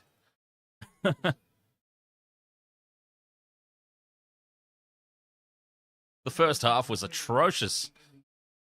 And I thought, oh, God, here we go again. So there we go. Lachie Miller on debut. I called it. Probably should have had him as a single bet, to be perfectly honest. But I had him as part of a multi.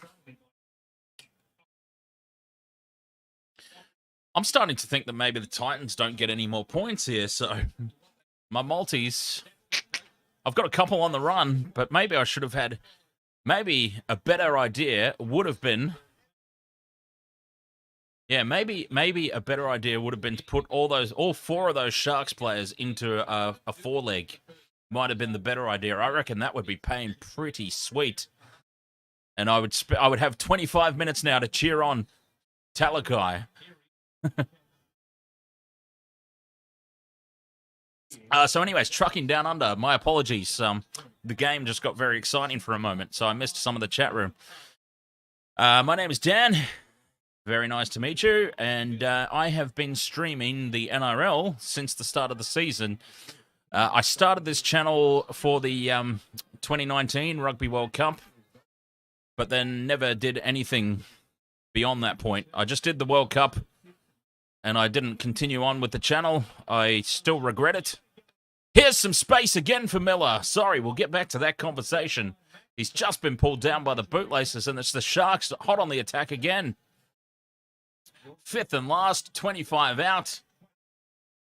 What can they come up with here? Fifth tackle options have been poor tonight. They've been poor for the past few seasons. But that's a better-looking kick. Mulatalo gets through and gives away a penalty. Yeah, so I actually started this channel in 2019 for the Rugby World Cup. Never really persisted with it or did anything with it afterwards until this season for the NRL. It's going to be very interesting when the rugby internationals start, because I'm a rugby union supporter first and foremost. So when the All Blacks are playing, I dare say that the All Blacks games are going to be taking precedence over any of the NRL games once the international season kicks off later in the year. It'll be very interesting to see where my priorities lie when that time swings around. Titans, again, they've just spent majority of this game bringing the ball out of their own half.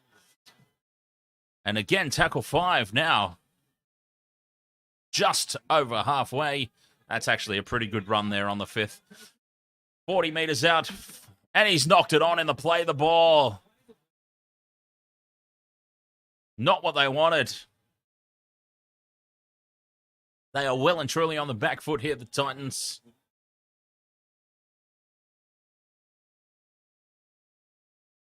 Sharks well on top here. It's hard to see any way back for the Titans. In this weather, in these conditions, you don't really see any way back for them. But it'd be nice to see, Sami or... Well, probably Sami, because that means I get a win. Sami or Asako. If Asako or Talakai get over, then at worst, I get my money back.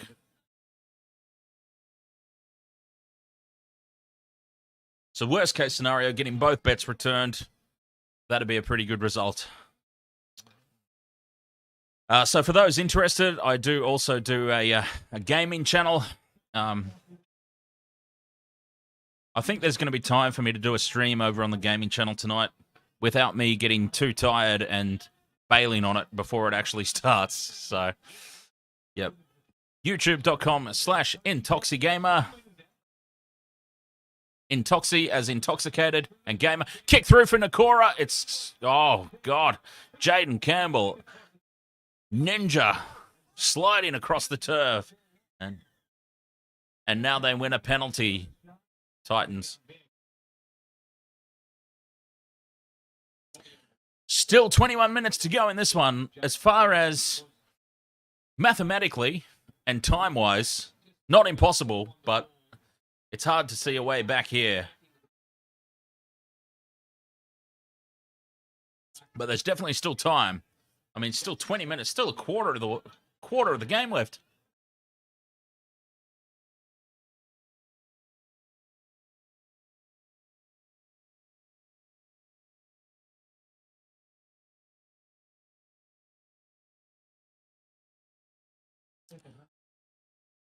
Titans, this is their best opportunity in the second half so far. Tackle 4, 20 out now.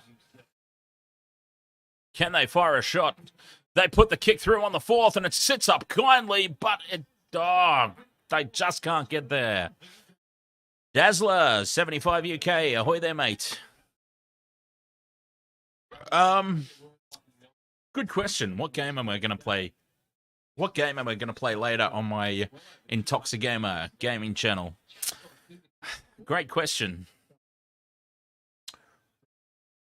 Oh, no. Lachlan Miller's got... Hopefully this is just cramp. It'd be very disappointing to see him go down injured on debut. But probably just some cramp there.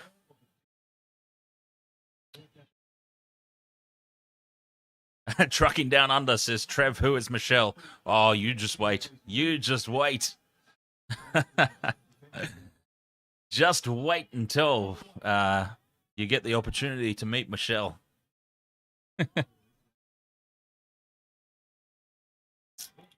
Oh, and there's the mistake from the Titans. Talakai picks up the ball. And Talakai drops it. There'll be no advantage there. Double knock on. Sharks ball. And this is a great opportunity as they set this scrum. And I'll have a quick break. I'll be right back.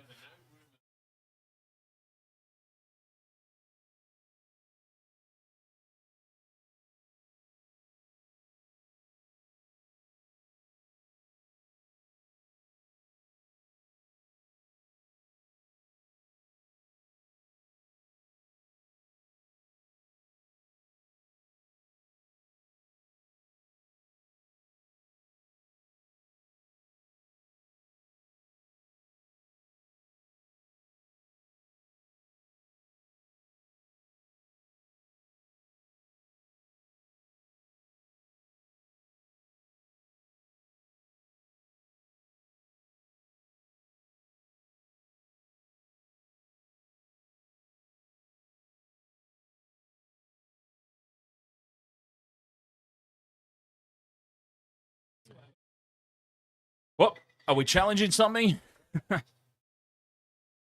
Yes, we are. Titan. Oh. Cronulla. Cronulla challenge.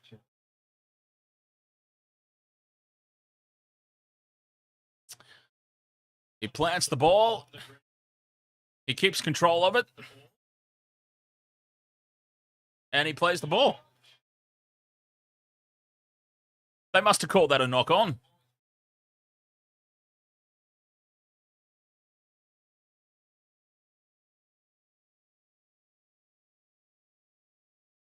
They must have called that a knock on, and the Sharks have challenged it. And the challenge is successful, so they keep the ball.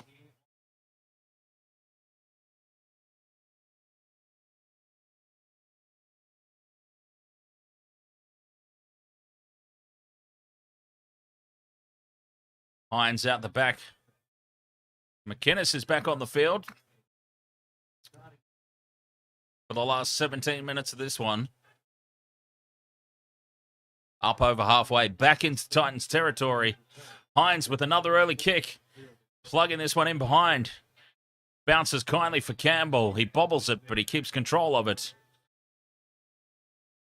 And here go the Titans again. Got to do the hard yards, bringing the ball out of their own territory.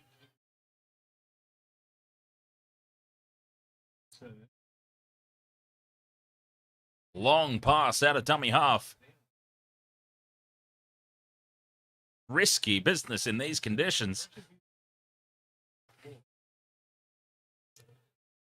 Tackle 4, and they're still just pinned down in their own territory.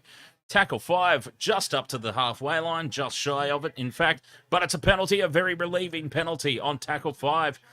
Too much going on here. Too much going on. 5th tackle, you know. Penalty for the pressure on the neck. The Sharks are just giving away too much on 5th and last.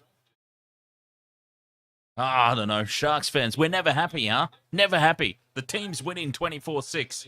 I would make a fantastic coach, you know, because team's up by 18 points with 16 minutes to go, and I'm still not happy. I'm still pissing and moaning about every little thing. I should just be happy that my team's ahead by 18 points. On the way to a victory.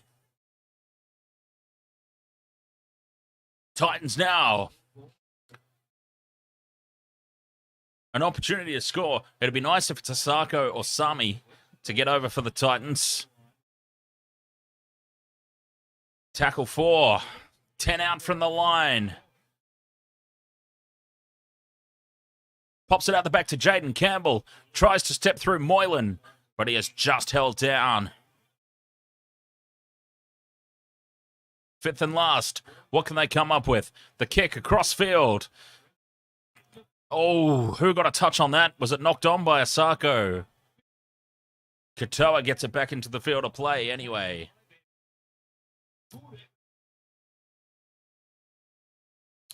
Dazzler, last week you got Deathloop on the PS5. And Tormented Souls. Tormented Souls, a survival horror game. I like me some survival horror games.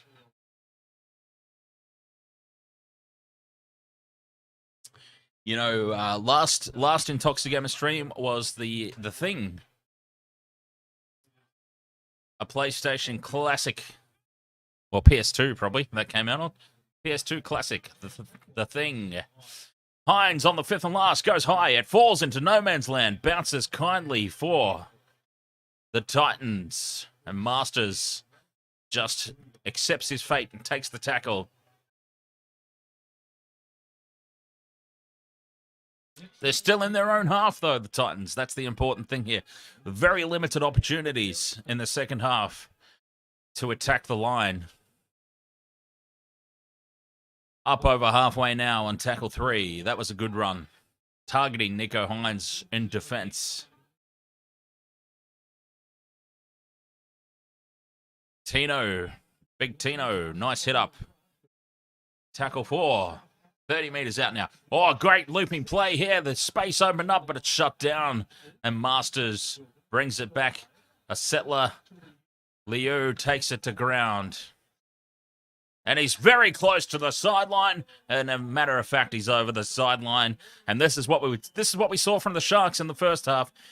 In this sort of weather, you've got to bring the sideline in about 15 metres. And they just got a little bit too close there. And Talakai's in trouble here. Talakai's in trouble. What's happened to him? He's fallen on his knee. He copped a bit of a blow to the knee there, Talakai. Landed heavily.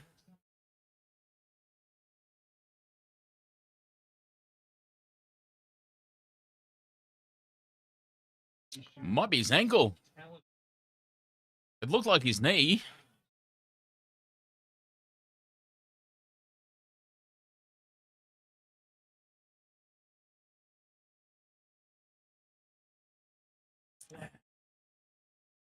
Oh, knocked on early in the tackle count. Toby Rudolph. Talakai's up. He's a little ginger, but he's up. And he's putting weight on the ankle or knee or both. Good to see Talakai up and about. I still say move Talakai back to the forwards. He had that fantastic couple of games run in the centres, get him back into the forwards where he belongs. And, yeah, let's put an actual centre at centre moving forward.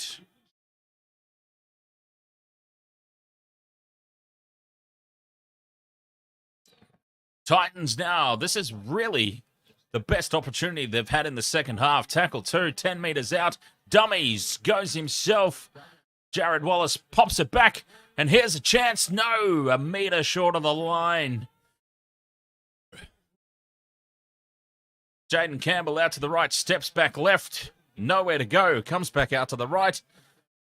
Tries to get around Moylan. And he's taken down. Tackle 4 on this right-hand edge. 5 metres out from the line. Big left-hand side.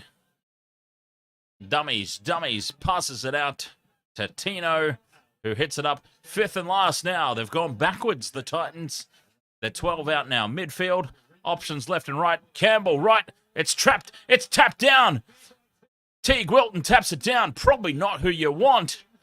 You probably don't want a forward tapping the ball down and trying to run away, and he's also knocked it on in the tackle.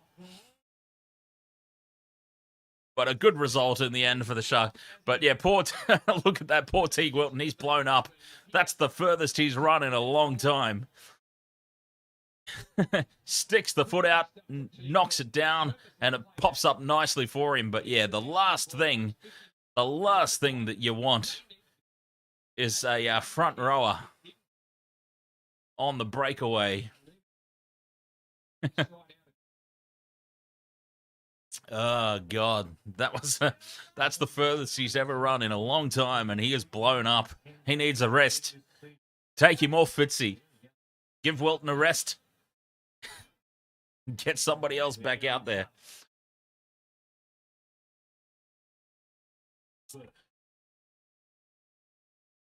So more territory here for the Titans. 45 out from the Sharks line. Nice run there by Brimson, taking it up to the 30 on tackle 3. Midfield. Sexton shows and goes, nearly gets through.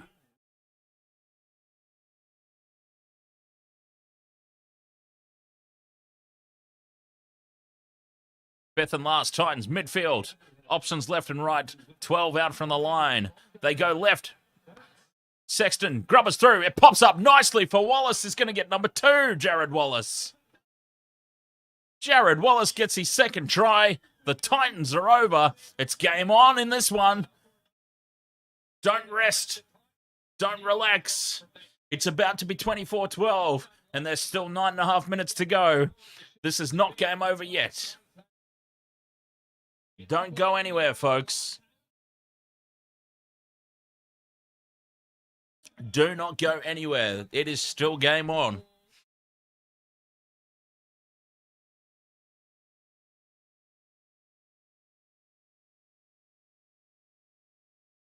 Zakar Amin, your team won tonight against the Titans. Well, the game is still going, and we certainly have not won yet.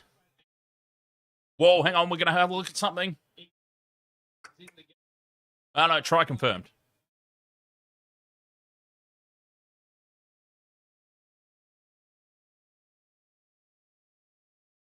Try confirmed.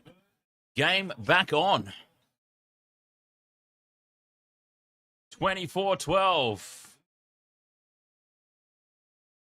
The scoreboard. The scoreboard on Fox Sports updated. They gave the conversion already. They were so sure of it. They were convinced. I mean, it was an easy kick. He could have flicked it over with his finger.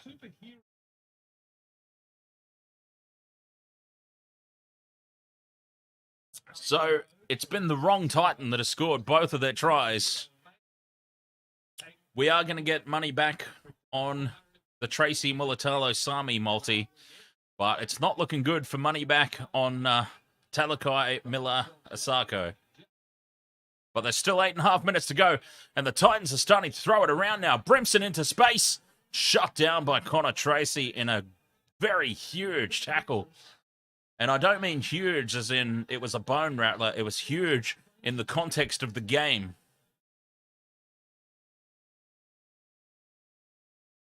Because if Brimson found open space, they are throwing it around now. The Titans, 8 minutes to go still. Tackle 3 just short of the halfway line. And now Sexton again looking threatening. Masters takes it up, and they're back on the attack now.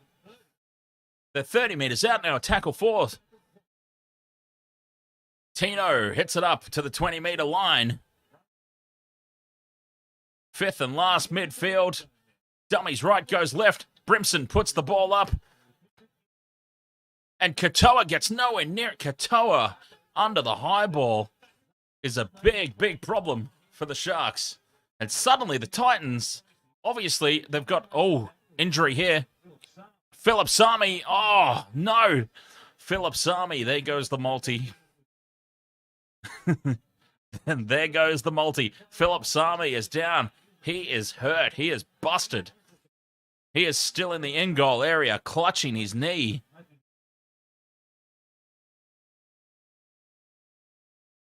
Space now.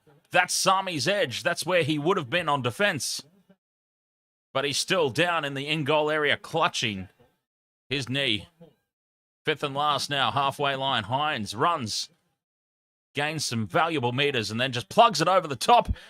It bounces nicely, but Jaden Campbell regathers, plays the ball to nobody, and Brimson just got back there in time. Sami's done. So that multi is definitely done and dusted. But hey, we got the money back on that one. So we get the bet return. But Philip Sami is off. Philip Sami has retreated over the dead ball line. He's done. He's busted. And a better... Oh, here's an offload. And they're up over the halfway line again. And we've got more pants down. Fifth and last. Sexton looking for Tino. But the Sharks get the ball. Trindle's on the field, and the Sharks are just protecting the lead now, and that's always dangerous. Like, there's only 6 minutes to go, so they're probably safe, but it is always dangerous to play to protect a lead. If the other team is firing every single shot they've possibly got at you, and you're only playing to protect the lead that you already have, it's very dangerous stuff. But they're back into Titans territory. And they need to keep firing shots here, Cronulla. They can't just go to sleep and try and shut up shop and protect the lead.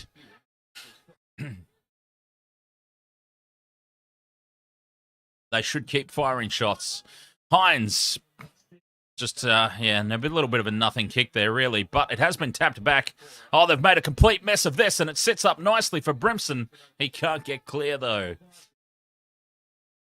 And Katoa will give away a penalty here. That was just stupidity. Katoa's not happy, and it's about to blow up here. Bring back the biff. Bring back the biff. I don't know what Sione Katoa was thinking there.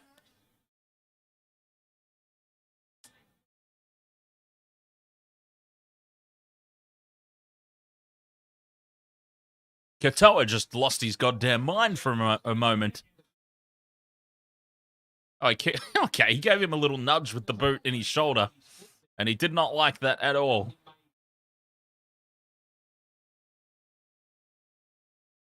So, yeah, Katoa got a little bit of a tap to the shoulder with the boot lashing out there. Nothing much in it.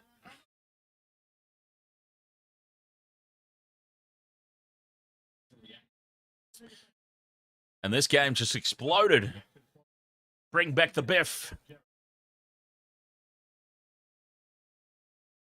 Bring it back.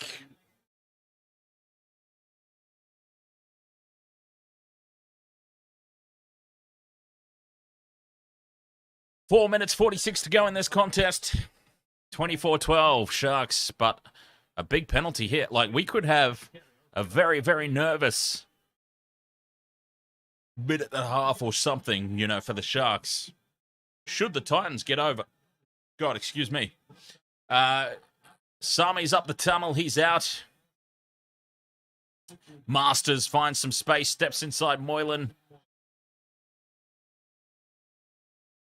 But this is huge. This is a huge, huge moment in the contest. The Titans are 20 out on tackle 3. If they score a try here, don't go anywhere, folks. Don't go anywhere. This game is not necessarily over just yet. Tino, dummies. Threatens to give away an obstruction penalty, but he comes back the other way and is taken to ground 10 out from the line. Midfield, tackle 4. They go left. Wallace. It's touched. It's going to be 6 more tackles. 0 tackle. Titans, 10 out. Sexton, midfield. Jaden Campbell comes to the right. Here's some space. Masters, dummies, and scores. This is game on here. This game is not over. 24-16, kick to come. 3.5 minutes to go.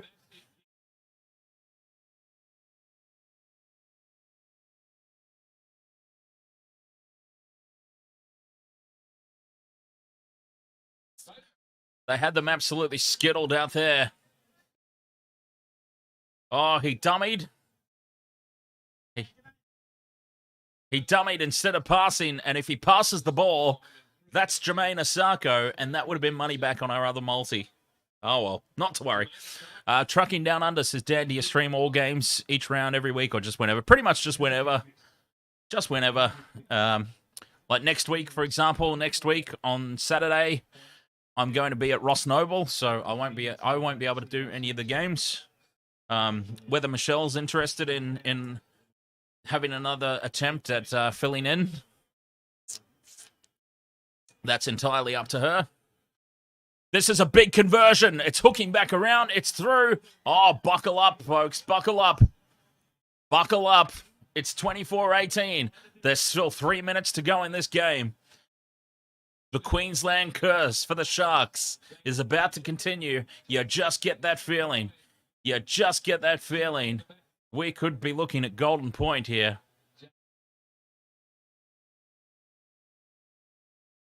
3 minutes is plenty of time to score a try. And the Sharks, I said it, they've gone to sleep. They're just playing to protect the lead. They're not trying to go further ahead in this contest, and it has cost them. And they're still playing to preserve this lead. They're time wasting. You can't shut up shop. Oh, and that's a knock on tackle one. And that is a huge, huge moment. That could be it for the Titans. A knock on the first hit up from the kickoff.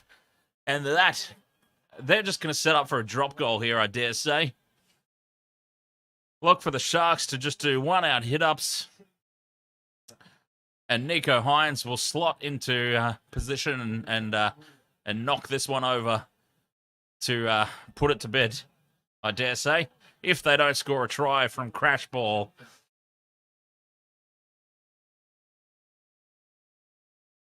They may even just go to ground with it at this stage. Here we go, tackle 4. Where's the kickers? Where's Nico Hynes? Look for him in the pocket. There he is, he's in the pocket. He shows and goes. They were up on him.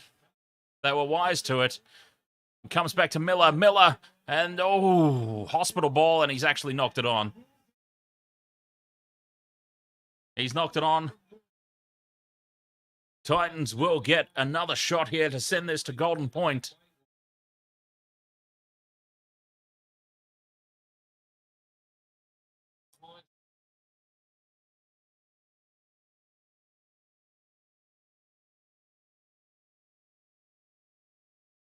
This is a very nerve-wracking minute and a half for Sharks fans.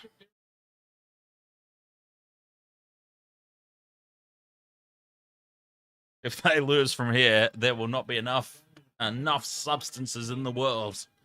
I swear to God.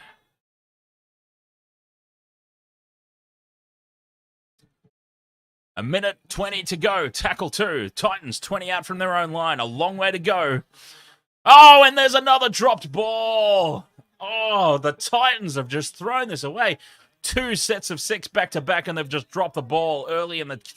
Now, the Sharks, they really can just forget about the one and run the clock down now. Less than a minute to go. They have survived. But my goodness, did they do their best to lose this game or what? Toby Rudolph now crashing the ball up over the line. He's held up.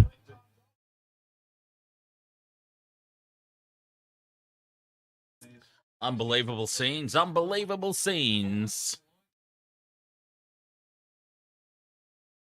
Trucking down under the Sharks in my team. That's why I was... This is why I'm being so harsh on them, because they are my team. We do love to beat up our own teams a lot. We expect... Oh, Hynes is in the pocket. Why we... Well, he's gone for the one. He's taken it. He's got the one. I don't understand why in that scenario you risk giving the ball back to the opposition, but that is game, set, match. The Sharks survive. And that's really all they did. They just survived. They certainly did not put the foot on the throat and put this game to bed. They just survived. And at 25-18 with 15 seconds to go, it's a very rare victory on Queensland soil for the Sharks. A win is a win, but it was far from convincing. Short kickoff. Titans get the ball back. Jaden Campbell's off. Jaden Campbell shrugs away from one. He's taken down by Hynes. Tackle 1, 5 seconds to go. Hynes is just going to give away the penalty here. He'll be sent to the bin for 10 for what it's worth. And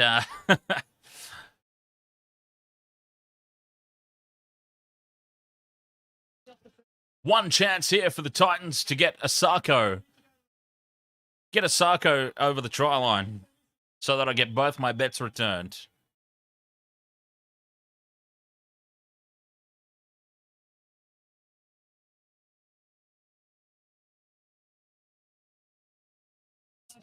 Last play for the Titans.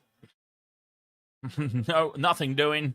They've gone away from Asako's edge, and Katoa's away now. Do the Sharks get the last say? No, Katoa just goes to ground, takes it. Katoa's happy to take the win. Oh, wow. Sharks 25-18 did their absolute goddamn best to lose this game. But luckily for them, the Titans did their best to lose it as well. And lose it they did at the end of the night. 25-18. 25-18 to the Sharks. They're heading over to the Sunday night show with Matty Johns on the Fox Sports. And for me, I'm going to be very happy that my team got the win, though it was far, far, far from convincing, which I thought. I didn't think it was going to be very convincing. Yoel Romero, ahoy there, mate. Very far from convincing showing by the Sharks, but they do escape with the win, 25-18. We lost one 3-leg multi, that one, but we did get the money back on that one for 2 out of 3 successful legs. Let's see, 6 o'clock. I'm going to see how I feel. YouTube.com/Intoxigamer. That is my gaming channel. I will suss out whether we do something over there in the next couple of hours. Otherwise, I'm going to get ready for the Formula 1 tonight. The Spanish Grand Prix. Bring it on. I can't wait.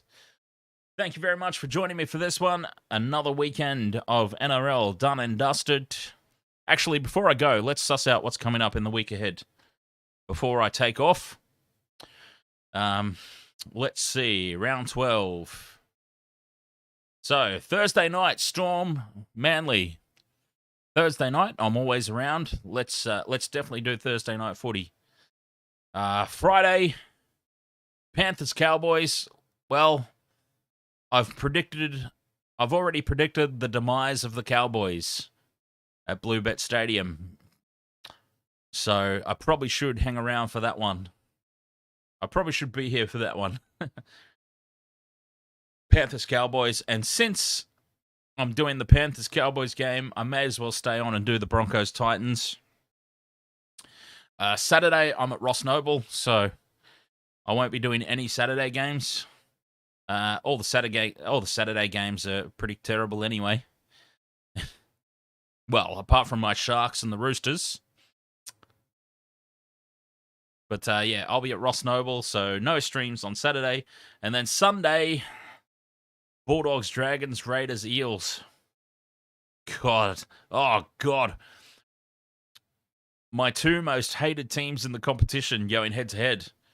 Maybe I should do that stream on Sunday. Sunday, 4 o'clock, Raiders versus Eels. My 2 most hated teams, just to see whose side I take. I should do that just for shits and giggles, essentially. Raiders, Eels. My 2 most hated teams in the competition. Whose side will I pick? Maybe I'll be on nobody's side and be cheering for like a 0-all draw.